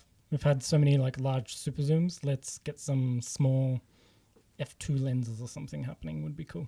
Yeah, I mean, Sigma have like their contemporary line, which is cool. But one thing I don't understand, so I did buy the Sigma 24mm f something. Yeah, I think we're going down the same thing. Yeah, and I love that they made these like little compact lenses for travel, but they made them out of metal. So like they're really heavy. I wish it wasn't like that. I wish they were lighter. It would make them like perfect. I don't need a $400 lens to be made out of metal. If you're buying something that's like f3.5 or f2.8 and it's cheap and it's small and you're buying it to fit on a small camera so that it's small and light, just make it out of plastic. I know. That'd be so Make cool. it in both versions. Make it in metal and plastic, but give us the plastic option. But Charge us the same price, whatever. Like, just give us the option. Give us the lighter option. I love those little lenses. I wish they were plastic so that they were lighter. I know, but I bought the 24 when we were in Japan. When we got to Tokyo. We went to, was it Kitamura? Yeah. Yeah, it was like a secondhand store, and they had the 24 for L mount because I bought it for the S9. So yeah, and it's like, it's such a great lens for vlogging. Like, our vlogs look really crispy from Tokyo because of that lens. It's beautiful. And like, you don't even need a gimbal or anything. You can literally just hold it. Yeah. A+. 10 out of 10. Well, 9 out of 10. Oh, yeah. 10 out of 10 if it was Minus points for the metal. They made it too good. But yeah, no, unfortunately we didn't review the Tamron macro. But yeah, I did hear good things about it. Someone said the macro is amazing. The AF is super fast. Nice. Yeah, Tamron make great lenses. They don't skimp out. The Fujifilm X100 Tommy, that came out this year, right? Man, I think. We went to like the launch event. Yeah, we went to a launch event for it. I'm pretty sure it did come out this year. I think that was this year. Yeah. Anyone want to chime in? if the 100? I'm pretty sure it was. But yeah, we didn't get to do a review of that either. I think like we had to go overseas, so there was literally no time for us to review it. So that sucked, but it would have been cool. We did a review of the famous X100V. Yep. Which, I mean, in theory, the 106 is the V. It just has IBIS now. Yeah, and more megapixels, which I don't know how I feel about that. I'm not a megapixely kind of person, you know? 40 megapixel sensor now? I'm not, yeah. I don't like huge files, personally. So it's got the... What number are we up to? I think it was 40. I'm just whispering because I don't know. Anyway. I was trying to think the XT... It was a while ago. Yeah, so it had the latest sensor in it. Okay, right. Thank you. Thank you, everyone in the chat, for helping this year. It's a lot of cameras. Yeah, the last big review that we did for Fujifilm was the XS20, which I genuinely really liked it. And they had the new 23mm, which was stunning. I love the new one. The old one's a little bit soft for my liking, but the new one's nice and sharp. And then, and then we didn't have any Google Pixel or iPhone reviews this year. We had so many comments and I always felt so guilty saying like, no, we're not going to have any videos of those this year. Yeah, with Google, they kind of dropped everyone in Australia. Like no one here really got one to review. So that's that. And for iPhone, we're moving on to the next segment of our live stream podcast, whatever this is. We didn't do one because Dan broke his ankle this year. Oh. And he broke it mid-shoot. Where are you going with this? Right. He broke it mid-filming a video. And we have that video uploaded on the channel. And I'm pretty sure no one can guess which one it is. I'd like to see someone guess which video I have a broken ankle. No, so even the end of the video. So I broke my ankle 3/4 through the shoot. Strapped it, laid down, passed out for a minute, came back to, then grabbed my camera and hopped over to finish it off, knowing that if I went and just filmed the last bit, the day, like I can chill and I can just like be done. Yeah, and then we had a wedding to go to the next day as guests. But still, like kind of when you break an ankle, I feel like you just want to lay down. Poor Dan. Yeah, that's fine. But yeah, so yeah, no iPhone review because of that. Yeah, like we just wanted to save you for like if anything really important came up, but we had to just you had to rest because that was really bad. Luckily, what bone did you break? I don't know if anyone in the chat has had a broken ankle. So I sprained it and I broke my fibula. So yeah, apparently it's like not important. Not that bad. So you can still kind of walk around. It's not the weight bearing bone. But it hurt.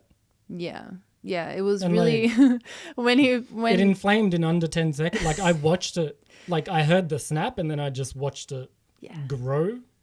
Like and like a hyperlapse, like just boom. Oh yeah, something's not like hyperlapse. And we're laughing now, but it was not funny. It was not funny at the time. At all. But yeah, like we were at the shoot and when you showed me your ankle, I was like, oh, what the hell? I thought Jules was going to pass out. It looked so scary. It was like purple and it was not good. So yeah, that was, and we finished that video and uploaded it. That was fun. And then I took a couple of weeks a bit chill. Yeah. I think the first video we filmed back was the one with Hayden. Yes. And we were like running all over Sydney. Poor Dan. I was still limping my way around. And it was raining. It was slippery as. Yeah. But I just shot on a smaller rig. Didn't have much and managed to get my way through the day.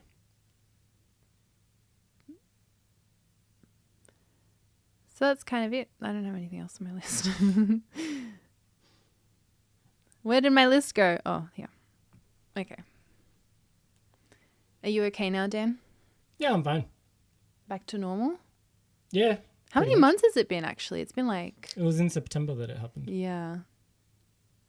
It takes a really long time.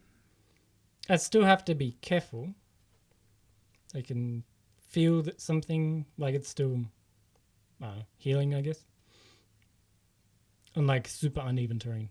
I'm not about going to go rock climbing or hiking. What are your thoughts about the new Samyang 35 1.4p? I haven't tried it out. Oh yeah, I heard of that getting announced. What's that was like a week ago or something? What's the P for? It's autofocus. Autofocus for Sony, right? Don't ask me. Yeah, it's been ages since I reviewed Samyang gear. But I've reviewed the Samyang 35 1.4, the Mark 1 and the Mark 2 that they had. And they're both pretty good lenses. Like Samyang can be pretty hit and miss with autofocus. I had a bad experience with the 50mm f1.4, which I uploaded on my channel and said that it wasn't good, but it could have been because I had bad copy. But if you have a good copy, I think they could be a good, more budget-friendly option for prime lenses. Primer. That's what it stands for. primer series. Samyang 35 f1.4 primer. It's been a while since I used it, but I think I preferred the 35 Mark 1. The Mark 2 had slightly busier bokeh from my memory. The Mark 1 had a bit like smoother, a bit more of a cleaner look, which I liked. One lens from Samyang that is really, really nice is the 85 1.4 Mark 2. That one has such a stunning lens flare, and we were so lucky we got to do our shoot for that at Golden Hour. It was so beautiful. It's one of those shoots that I keep posting. Samyang actually had them for Canon mount at some point? Yes. The original 85 Mark 1 was for Canon RF mount. It was, wasn't it? Oh, and Canon something also we haven't used in ages. No. I would like to. Don't get me wrong. Yeah, last Canon we reviewed what? R5? Yeah. Yeah, it's been a while. Yeah, the R5, yeah. Long time. You could bake some eggs on that camera. Yeah. Yeah, we were like panicked. We had to like shoot some 8K video for the review, and we were like, that okay. thing was crispy. We like had the camera off, and we only wanted to turn it on when it was like time to record video. We were like, okay, ready, go. Because we were like, it was like overheating so quickly. Don't skimp on the heat sinks, guys. Come on. A few weeks ago, I got the XT32, and I'm so happy with it. That's nice. awesome. I love it. What's your go-to lens for that one?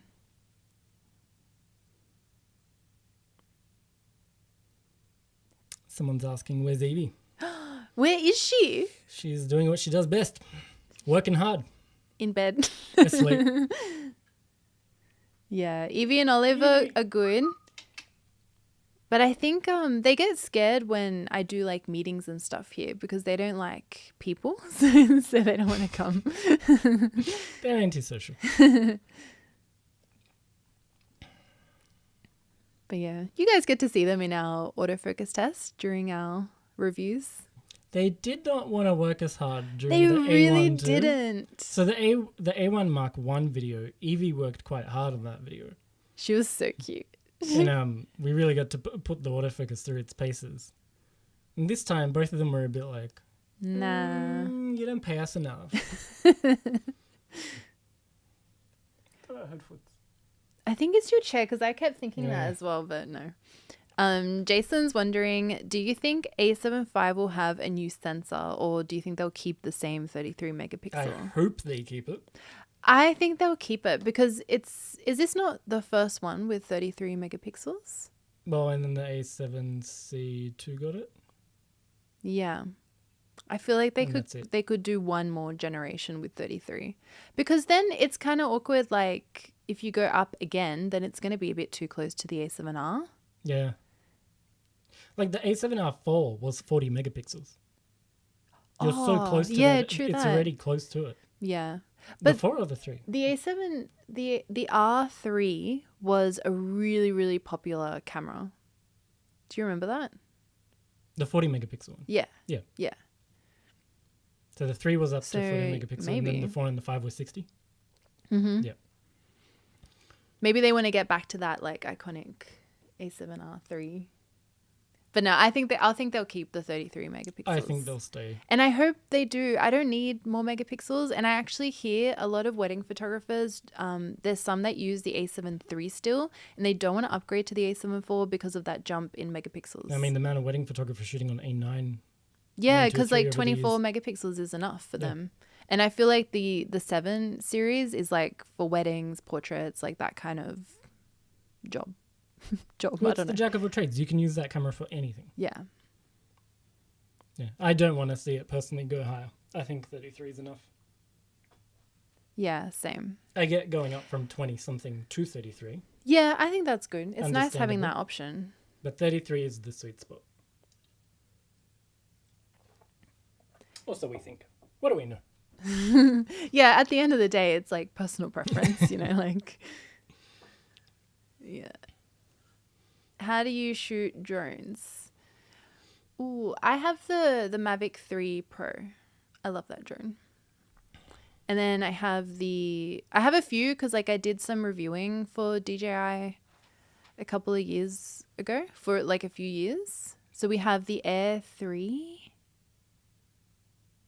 Air Is 3. it the Air? It Yeah. has the lens that goes to like 50 millimeters, which is like the perfect zoom for cinematic drone stuff. I love it. The Mavic 3 doesn't have that one, so I kind of want to buy the Mavic. I think it's the 4 has it now. And then I also have the Mini, which is really good. But if you're in like really high dynamic range situations, like in the middle of the day, it is kind of difficult to get the right exposure. And sometimes they end up having a bit grainy footage, like in the shadows. I was going to say, the shadows are quite noisy. But I love how small it is. It's really convenient, like if you do a lot of hiking. So like when we went to Madeira last year, I took the Mini 3 Pro. Mini 3 Pro, is that what it's called? Yeah. I took that one because it like fits in your bag so easily, like weighs practically nothing. So it's great for that. Evie and Olive, do they do time for pause TFP shoots? They do. No, they do. Or they kind of. TFBs, actually. Time for biscuits. That's What zoom lens would you recommend for portraits right now? I think the 28-70 f2, the new one. Like if budget was of no consideration, then yeah, that one for sure, the GM. I have the Air 3 and that zoom is gold. It produces the best video. Yeah, I think it's the best focal length for drone stuff. It just looks so cinematic. It looks like a James Bond movie. I don't know. It's so cool. I would love to see these live streams more often, please. Yeah, I would love to do these too. Dan and I, we were actually talking about wanting to start like a podcast, but I think these live streams might be better where we have kind of like a list of things we want to talk about, but then we can go off topic and just chat with you guys if you have questions and stuff. But yeah, that's something that I really want to do next year. Again, also because like we're traveling a lot, so to just make life a little bit easier for us to be able to live stream here and there as well. What were you going to say? Oh, I've been wanting to do this for ages. Yeah. So it's nice to finally get to do it. Does Dan shoot film stock? Oh, were you asking before to do reviews on film? I love shooting film. I like, for the past like 4 years, I've been really into film. I specifically like using point and shoot film cameras. I think they're so fun. And my favorite film stock has to be Fuji Superior 400. That's the best, but they don't make it anymore. And my favorite was Agfa, which they also don't make and haven't made for a very long time now. So it's quite dirty film though, but it was fun. Yeah. I like Kodak Gold as well, but they don't have as many photos in a roll. I think it's 24 instead of 36. And you feel it when you're shooting. I'm like, oh, I'm done already. What the hell? Yeah, because then you've got Pro Image 100, right? Which is 36, but ISO 100. Portrait's not the same. I'm not a fan of portrait. Is that weird? Because like I'm a portrait photographer, but like portrait is not my thing. I think because I think that's because you like Superior. Yeah, because I shoot in a lot of green locations, and portrait I think is better suited for anything but. Yeah. So yeah. So yeah. Far out. What's your favorite cheapest lens? I have the Sony 28mm f2. I don't use it as much anymore, but when I first... Yeah, you do. We're using it right now. It is the Okay, lens. no, I use it. It practically lives switched on. It does, yeah. I use it, yeah, for all the live streams we do, for all my video meetings is the 28 f2. When I first got it, I actually got it as a travel lens, so I was using it to vlog. Options were limited at the time. It Yeah, wasn't like, oh, let's get the 28 f4. It's like, well, there was... F2. Yeah, f2. There was no wide-angle cheap options at Sony with autofocus. Yeah, that's not It just crazy. didn't exist. But yeah, vlogging on a 28 with my arms at least, like, is just a tight shot of your face. Like, it's not wide enough to vlog on. But it was a great lens. I used it for a lot of travel stuff. And we've used it just in terms of like a lot for videos. It's actually like paid itself off so many times over. Yeah, it's a great lens. I don't talk about it enough either. Oh, I forgot to say, my current favorite film stock is Ektar 100 because I love vibrant colors. But we don't have a lot of options left because they don't make many anymore. Apparently, I think they do still sell Superior 400, but it's not actually, yeah, it's all the same film stock in there now. They just give it the different names. The Superior's been gone for a few years now. I've still got time where we bought a fair amount of stock. So we have a whole section of our freezer is a whole shelf. Yeah, a whole drawer. a whole drawer of film. So that has to keep us going because like there's nothing left that we like. I've still got Agfa from like 10 years ago. I need to. I shot 2 rolls of film when we went to Noosa. I didn't bring any camera with me, only my point and shoot camera. I need to develop. And now I've got a 3rd roll of film in there, and I've got a roll of Superior 400, like of the real stuff, the real stuff. And we need to go out so I can finish shooting that and develop. I develop film at home. Like we've got the whole kit and we do it in the laundry. It's so much fun. And it's so much better than like waiting to get it developed by someone else. But yeah, I like developing because I like scanning my own film and having those negatives because you can do a lot with a negative. It's like a raw file. So I like having that option. Whereas when you send it off to a lab, they send you like TIFFs or JPEGs and you don't have the same wiggle room. I totally like was answering that question, then answered a different one, then came back to this one. Have you tried shooting underwater? No, and that's something I would love to do. Love to do that. Yeah, I believe I'm actually the cause of us not shooting underwater. Why is that? Because audio is a pain. It's not like I can talk underwater anyway. I want her to talk and direct. I'll drown. Make it work. No, the audio's got to have to be when I come up for air. That's when you got to figure out. Yeah, with like you get someone with a boom mic. Assistance then. You hire a team of boom operators, and I'll do it. We're gonna figure it out. Maybe that could be one of the big videos for next year. And it'd have to be like in the ocean too. You got to be extra challenging. That's my point about it. I understand you're not going to use a pool. No.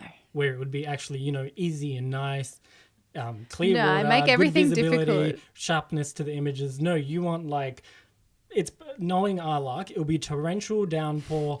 We'll be in some ridiculous. I've never shot so much in the rain until this year. I swear almost every shoot we did this year was in the rain. It was so annoying. Yeah. It wasn't every shoot, but we did a lot of shoots in the rain. Sometimes, I can pretty much tell you which cameras have good weather sealing at this point. Sometimes you got to do what you got to do. Hawaii coral reef areas, yes. Yeah. I would love that. I'm going to scroll up and find some questions that we didn't answer. Sydney beaches are too intense to shoot underwater. Yeah, no, you have to have I guess there is pretty clear water somewhere, in some places. If you have a question that you asked that we didn't answer, you can ask it again. Yeah. 'Cause I'm just going to scroll for a little bit and then I'll come down to the new questions. Is there a feature that you would love on your camera but isn't available on any of the cameras yet? Oh, available in any of the cameras yet. I was going to say every day I miss my tilt screen. Every day. I hate my flippy screen so much. You don't even know. It just doesn't work when you're doing portrait photography. But you don't hate it enough to buy an A1, 2, No. or an A9 III. No. Oh, no, but a feature that's not in any other camera. Exist. I don't know. And if you do, that's what the engineers are for. Yeah, they got to pay me the big bucks if I'm going to answer that question, actually. Might just be a manufacturer engineer trying to get info out of us. Imagine. But yeah, actually, we get a lot of chances to talk to engineers. So, if you've ever got anything that you want from a camera, any feedback and things like that, writing them in YouTube comments is really important. Pass it on. Yeah, I read all the comments and I pass things on to the engineers. We always get chances to talk to them. So Sony put on a yearly event called Kando, which they do around the world. And they get, engineers from Japan to come and attend, and we get to talk to them. And we also talk to the team at Sony Australia as well, and they pass on information. The same when it comes to Panasonic, we get to talk to the engineers there. So, yeah, Really important for everyone to share like their feedback, and then everyone passes it along. Like we pass on what we want to see in cameras, what we see people talking about online and asking for. Mm-hmm. And like we've got the opportunity to pass that on to them. So please always comment, tell us what you want. Yeah. I found one that I was going to answer and then I lost it.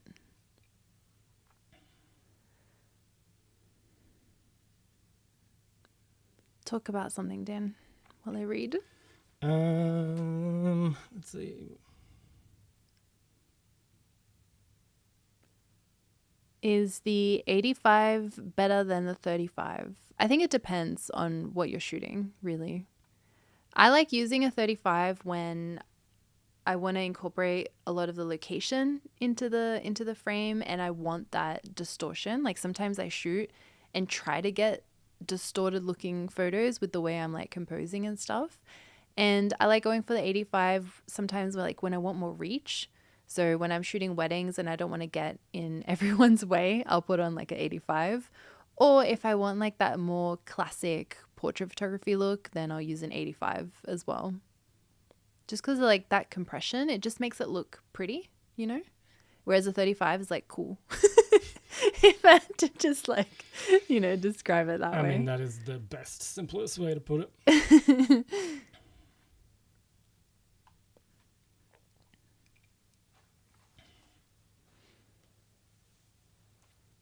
How do you choose your fashion models for each session?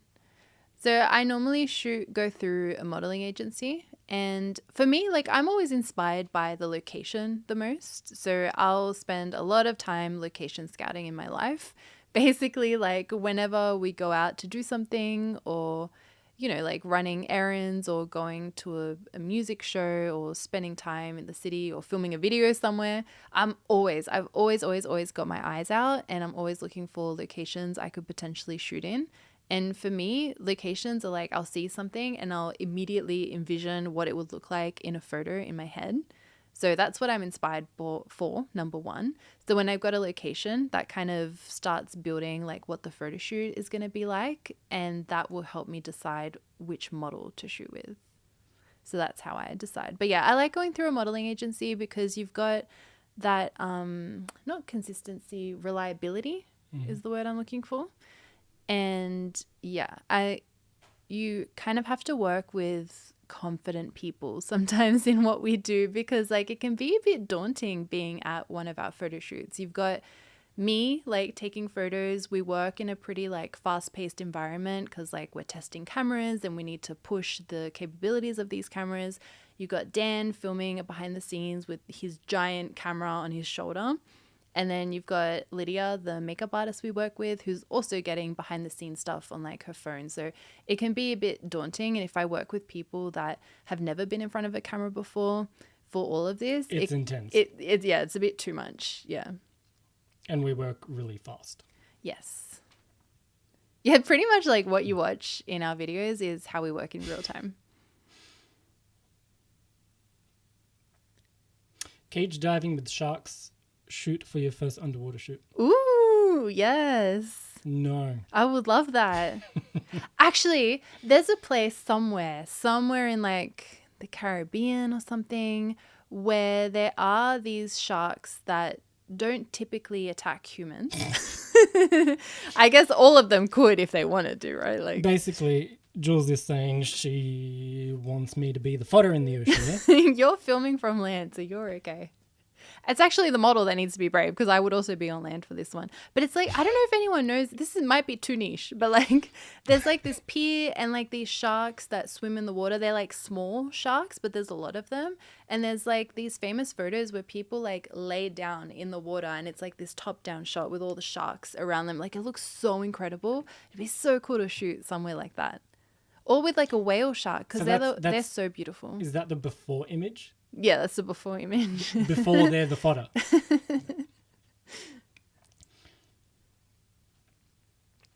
What are your wish lists for new camera features in 2025? Cam wants to know. For me, I don't know. Like, I'm easy. Like for me, maybe like better, like more lens options would be cool. I would love to see. I feel like the next lens actually they could update is the 24 GM. Even though I like the original, it's probably one of their oldest GM It ones is one now. of the oldest. Autofocus is slower on that lens, but that lens has vibe. Yeah. It is good glass. For me, I've got my sweet spot with my gear right now. I love my A7 IV with my GM35 and the 7200 GM2. If they could keep the quality of that but make it smaller and smaller, that's what I would really, really want, honestly. And also a tilt screen, please. I don't want this flip screen anymore.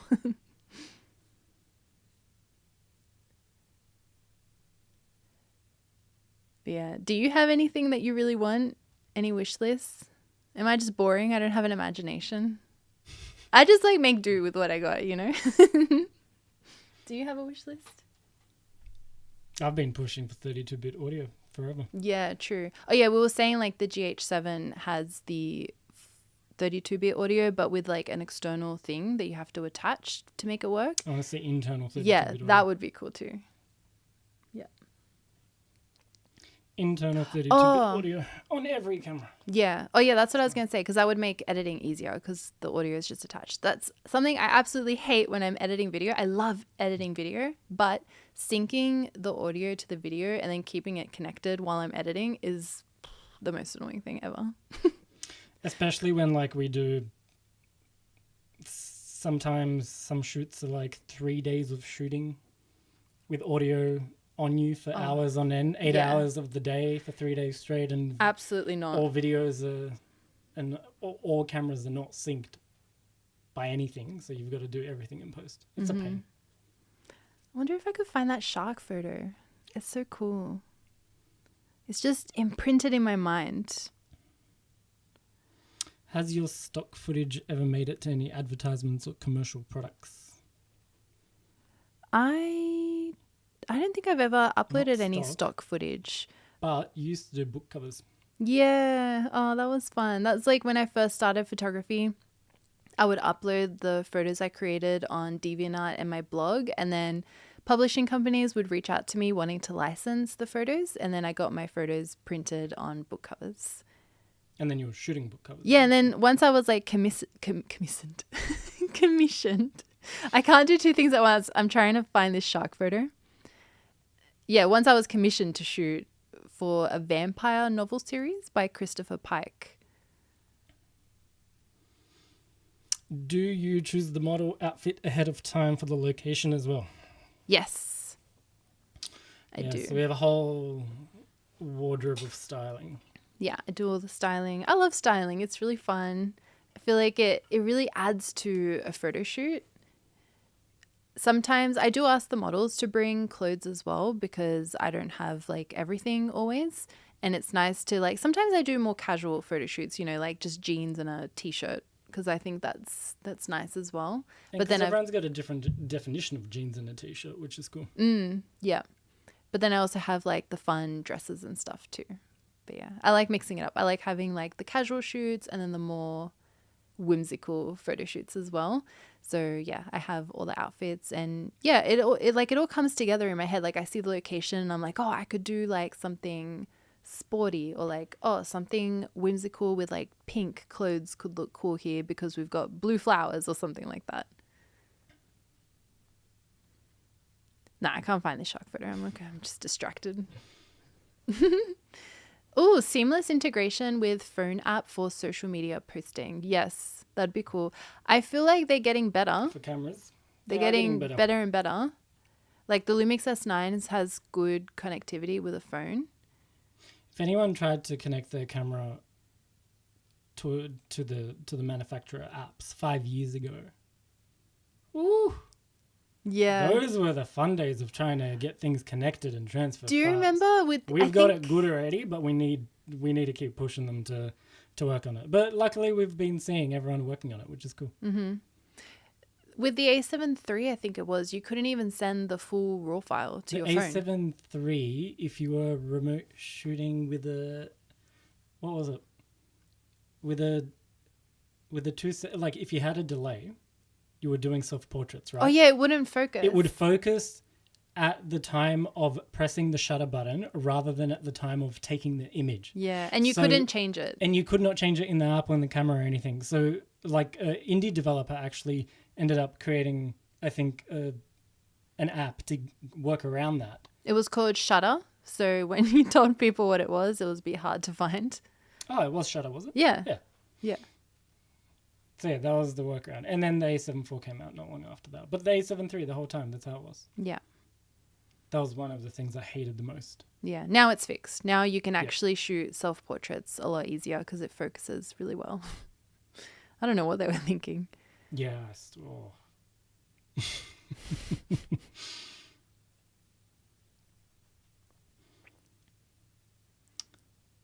Where are we at?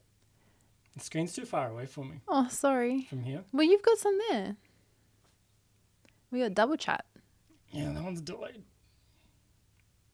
Oh, there we go. Can make it bigger. Oh, there we go. Yeah. It's at like scroll. plus 150%. Yeah, but I scroll. On the screen. What is it doing? What do you think of the Lumix S5 II and what lenses do you recommend? Oh, the S5 II is great. It's like the equivalent of the A7 IV, basically. Lumix have a really good series of lenses, which is their f1.8 line, and they're all exactly the same size and shape. Yeah. They've got the 18 1.8, 24 1.8, yep. 35, they're all 1.8, 35, 50, 85, and now they've got the 100 millimeter macro f2.8. So that whole series of lenses is really, really good. I am hoping that Lumix can come out with a 1.4 series lenses. That's what I feel like that would be really cool. So their 1.8s, while they are really good, I do notice that like the 85, for example, has some chromatic aberration. So it would be cool to see like a little bit more quality out of these lenses. And also with the S5 II, because it's like the A7 IV, I'm also wondering what these lenses look like if they're shot on a higher megapixel camera, because then you see the quality of the lenses more. But anyway, with the S5 II, I think the 1.8 series is really good. I love using the 35 and the 85 specifically for my portrait photo shoots. I've done a few. I don't know if I've uploaded them to YouTube. Maybe not, because like I said, I'm behind in my editing. But yeah, they're really great. The 18 is really good for vlogging. We've used that for filming a lot. Yeah, my first Japan vlog, I used the 18 for vlogging. It's beautiful. It's so vibey. It's really nice. Yeah. And the 24 is really good. Yeah. I think it's the 50 and the 85 are slightly weaker. I would say the 18, the 24, the 35 are rock solid. Mm-hmm. But they're still all really good for what they are. Yeah. Yeah, I like them. Yeah. I want to see 1.4 lenses. I want to see more. We want more bucket, as usual. And more third-party for on mount. That's the other thing I want to see. Yeah. How do you avoid YouTube burnout? Well, YouTube burnout. Taking time off, which I honestly didn't do for very long, but yeah, we took a holiday recently, which has been really, really nice. Because yeah, I feel like I've been working a bit too much this year. We didn't take a lot of time for ourselves, and there was a lot of gear that came at weird times, like on a Thursday, and then embargoes like Monday, Tuesday or something. So like you're like, oh, I'll just work on the weekend so I can actually get some time to test this gear out, and that's not healthy. But yeah, I think also so I think in order to avoid burnout, whether it's like with YouTube or photography or running your business, I think it's important to take time off. Make sure you take weekends off. It doesn't necessarily have to be on the weekend, like Saturday, Sunday, but we always make sure like if we do work on the weekends, you try and take off like Tuesday, Wednesday, for example. Because like, you know, as a small business owner, you kind of have like the freedom to do that. Yeah, when we used to do weddings, we used to take our Saturday was Wednesdays. Yeah. So Wednesdays was the day off. So if we worked, because we would work through the weekend, Wednesday was our Saturday. Yeah. So yeah, we're pretty used to doing that, like having a weird week. Yeah. And then the other thing is making sure for me, that I make videos that I enjoy. So I started prioritizing towards the end of this year my travel vlogs because I kept pushing them back. I was like, there was always a new lens or a new camera body to review, and I would always prioritize that because they're more time sensitive, which I will continue doing. But then I didn't like make up for that by then editing something that I wanted to do, which is like a travel vlog. I kept pushing it back. And I'm like, well, if I never sit down to edit them, like I'm never going to upload them. So I decided to just start doing that. So yeah, I think it's important to do things for yourself. So with photography, like make sure you go out and shoot things for yourself. Like if you've always got clients, try to make the time to be creative on your own terms as well. I found that was really good when we did weddings. Like we would go on like road trips and stuff around New South Wales and just like take photos of each other and of the landscapes. It's like a good creative outlet without having that pressure that you have to like please someone, like a client. Love the way you'll say bokeh. Yeah, we used to get the other option. We used to get comments on YouTube about the way I said bokeh. Like people were, oh no, it was the automated captions. And Bucket. Bucket. And then we were like, wouldn't it be funny if one day we made a video and every time I had to say the word bokeh, I just said something that sounded like bokeh instead and see like if anyone caught on. Like, yeah, obviously you would catch on pretty quickly. But, you know, like bouquet, bucket, boogie, I don't know. I never ended up doing that. No, we did not.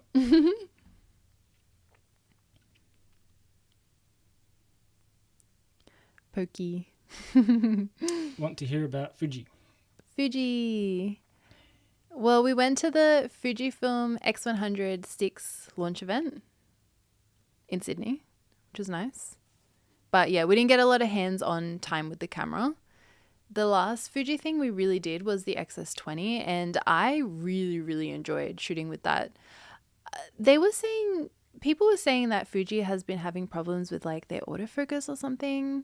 I don't know, but when I used the XS20, I was like, wow, the autofocus in this new gen of Fuji cameras is top notch.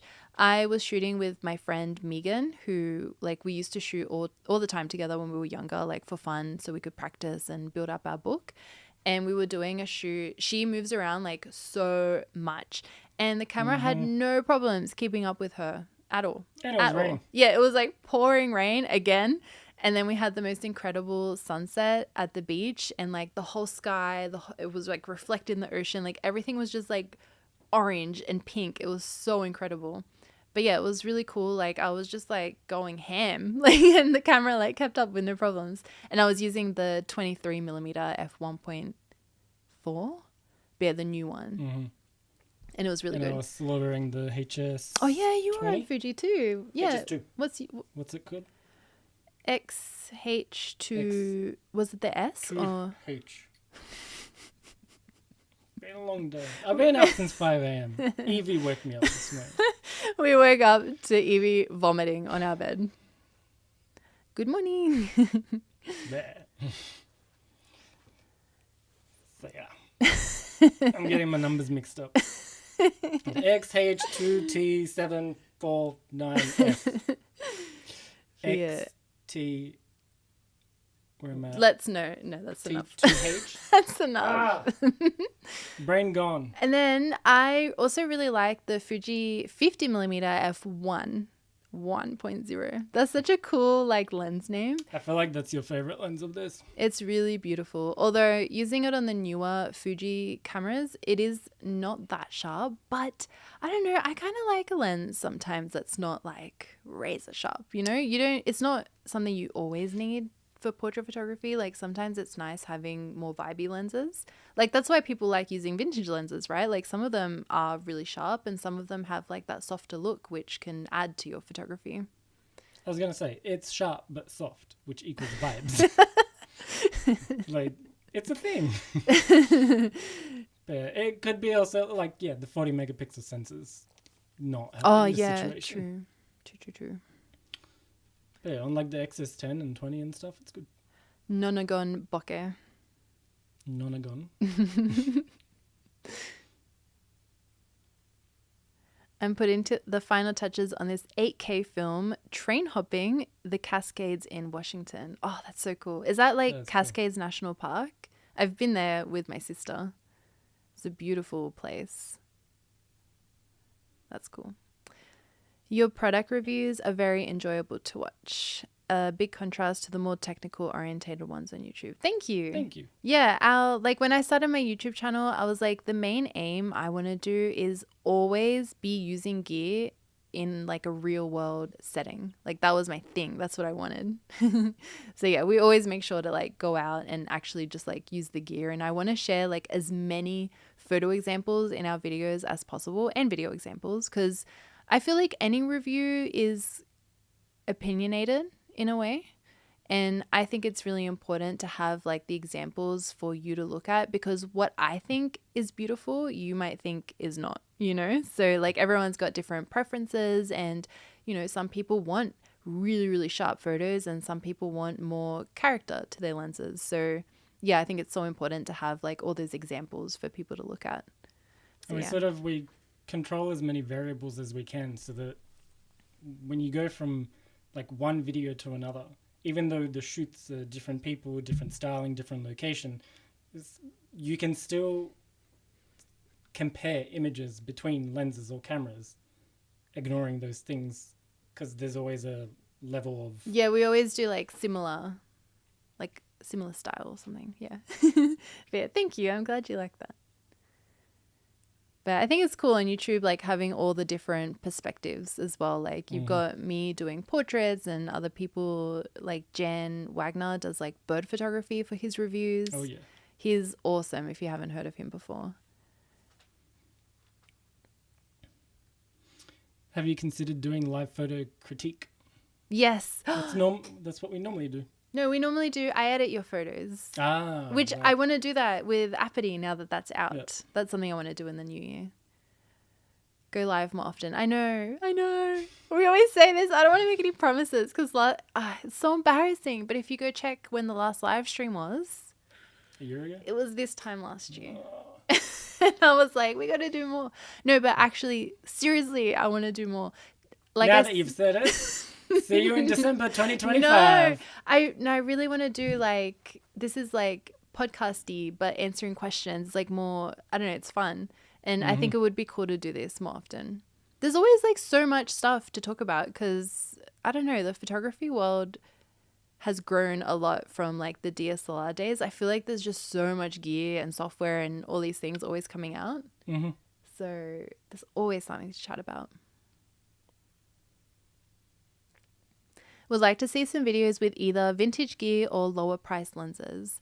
In case you haven't seen it yet, I do have at least 2 videos with vintage lenses. Super Takuma 55 1.4, I think. Yeah. And I The can't remember. Helios? Oh, the Helios 44-2. Surely. I did maybe 2 videos on the Helios. One was I used Sony and Fujifilm in the one video. Yeah. No, so I've got 3 There's videos. probably more. Probably, yeah. But you know, there's like a search function. If you go to my YouTube channel, click on videos, and then there's like a little search box for my channel specifically. If you put like vintage lens, it should come up with those videos if you want to see them. And then a video I did that I really enjoyed was using Sony's cheapest prime lens, which is the 51.8. And you can get some surprisingly really good results from that. Mm-hmm. But yeah, I feel like I used to use cheaper gear back when I first started the YouTube channel because I was trying to go through all of Sony's like gear lineup to make videos about everything. And then now I feel like I've made all those videos. But maybe I should do more. Like, again, use them. Like, go through the cycle. There are probably some we should... Yeah. But we need manufacturers to release more cheap gear. Yeah, that's the thing. Like, when I was putting together the list of gear that came out this year... 3/4 of it was flagship. It really was. Like, especially Sony. Full of features.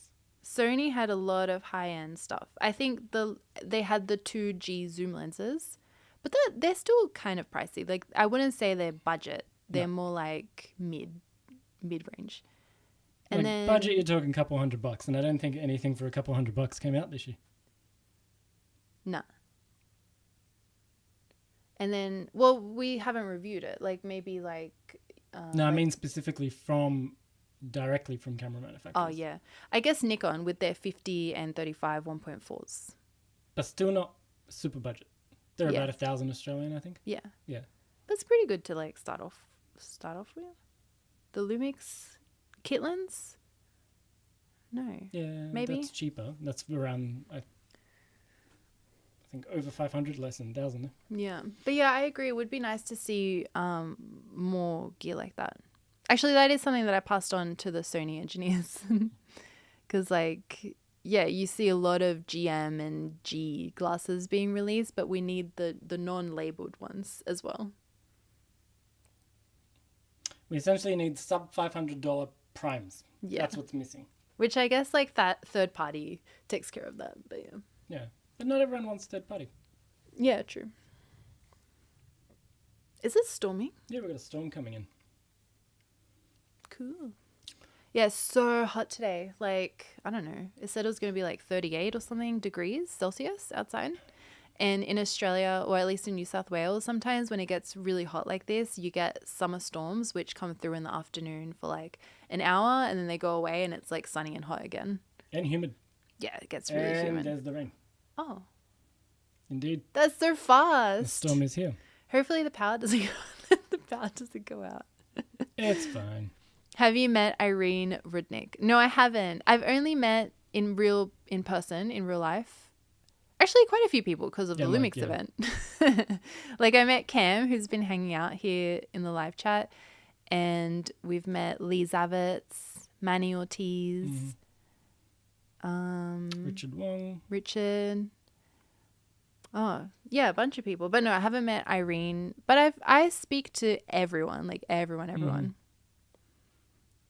But it'd be cool. Maybe next year when we go to the US, we can meet more people.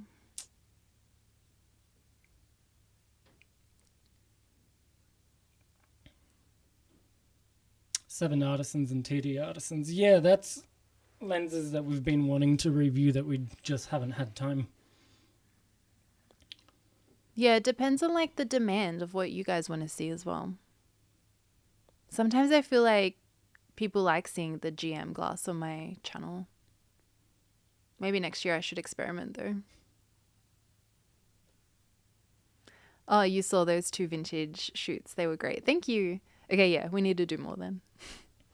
I feel like, yeah, we should do that every once in a while because I find it really fun shooting on vintage glass. And we have a lot of it. Yeah.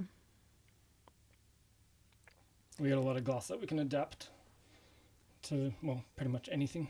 Oh, thanks for hanging out, Michael. Happy New Year. Do you zoom or primes during weddings? I use primes. I'm a prime for life. Prime for life. Yeah, I use probably 35, 85, 135 the most. And then sometimes I'll have a wide angle. I used to use the 28 f2, not used to. Sometimes use the 28 f2 for like big group shots, like if the couple want. Well, you say used to because you used to use the 28. Oh, the 20, the 20, yes. Yeah. 21.8. 8. Yeah. Yeah. G. Yeah. But I like using zooms for travel. So I use the GM35 and the 70-200. Your old vlog from the Cascades was awesome. I saw it last year. Thank you. Yeah, I really want to go again. I think summer, like July, August is maybe a good time to go to Mount Rainier or even like autumn. But like, yeah, we want to go so bad. I want to take new pictures and have new videos from there. But that was like the best trip with my sister. I loved it. That's so long ago now. I know. If you actually, probably if you saw my channel from oldest to newest, if you haven't seen it yet, that's where you can find my Washington vlogs.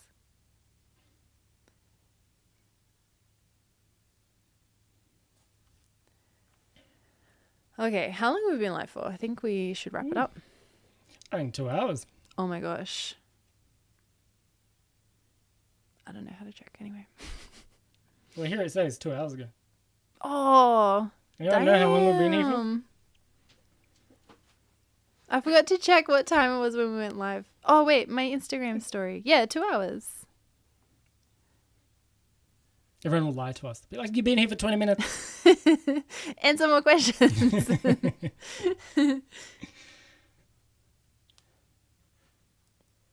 Answer a few last ones and then... Yeah. Any last questions? And then we're going to head off. And yell at us if we don't come back in a few weeks with another live stream. I know. I want to do this more. It's We fun. need to be held accountable. Like monsoon season here in Arizona. Ooh. When's monsoon season there?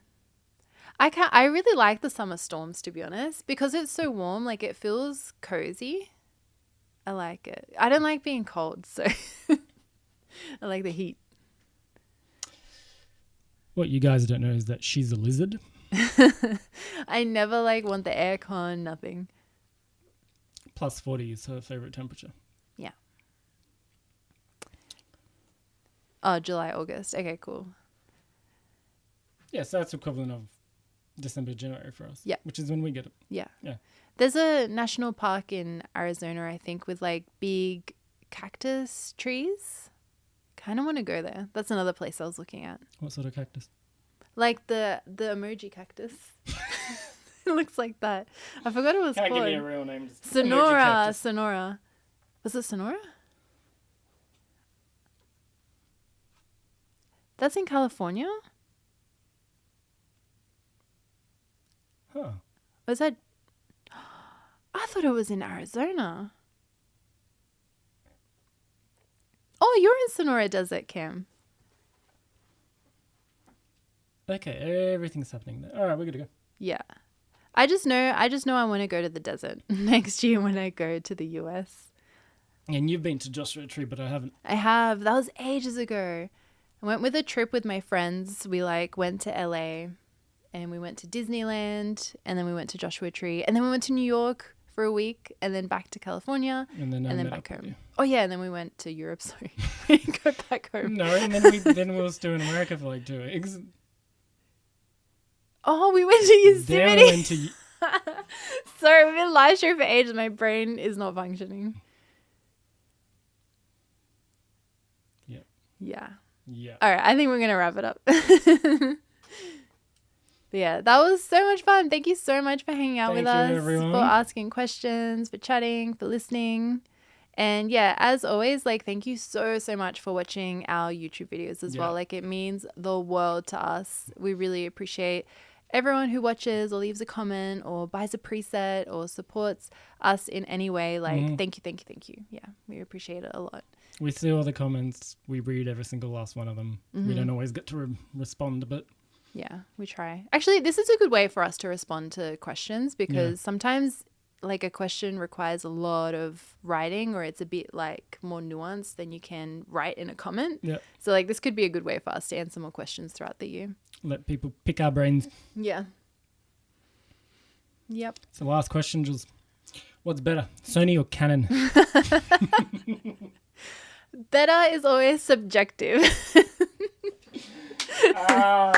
It depends on what you need, for me, actually, I think we got this question right at the beginning of the live stream, but someone was asking why I moved to Sony, if I'm happy with that decision. And yeah, I am really happy with that. I remember I was a Canon user back on DSLR. I started with the Canon 5D2, then I moved to the 3, then I moved to the 4, and then Sony had come out with this cool A7 II camera that had face detection, and there was a lot of rumors. 3. Yeah. First it was the 2. Face detection, yeah. Face AF. Phase, then face, then I. Well, yeah, actually all of that was important. And and then the A7 III came out and then I was like, I want to try it, and I really liked it, and autofocus was just crazy good. And then Canon was saying yeah, we're not going to make mirrorless. Who remembers that back in the day? That's wild. And so, yeah, I moved to Sony because I was like, yeah, I prefer to have modern equipment, because it helps me the way I work. And I just really liked it since then. I don't want to move. I really like the files, the dynamic range. I like the lens options. It just I just gel with it, But at the end, it really doesn't matter. Yeah, because everyone's different. You can shoot on anything. Yeah. You can get results on any camera system, any lens, any camera. Yeah. We shoot with something different every week. Yeah, like you see, if you scroll through my Instagram feed, it's every photo was taken on a different camera body, different brand, different lens. Like it's all random. Different focal length. And I would say the A7 IV with the 35, your favorite, is the least used piece of gear by you. Oh, yeah. I use it the most. I don't use it that much anymore. But only because like I'm always reviewing something, you know? So I've always got like something else in my hands. But yeah. Hey, Dustin. Oh, Dustin. He's already starting a fight with us. Well, you missed all the Lumix we'll be chat, fighting man. on the same side, so that'd be a pretty boring fight. Oh, yeah, because I guess you tuned in when I was talking about Sony. Okay, I get it. Bad timing. All right, that's it. Thank you so much for joining. Thank you, everyone. How do I end it? I just press stop streaming. No, we cut the cords. Here's the scissors. We just wait Slice for and dice. the storm to cut out the electricity. Oh, that'll work. Let's blow it up. All right. Bye. Thanks for See ya. watching. Bye, And this will everyone. this will Thank be you. live as well. Yeah, we'll on leave my it up. channel if you wanna watch Dustin, later. you can go see. Skip to the parts where we talk about Lumix.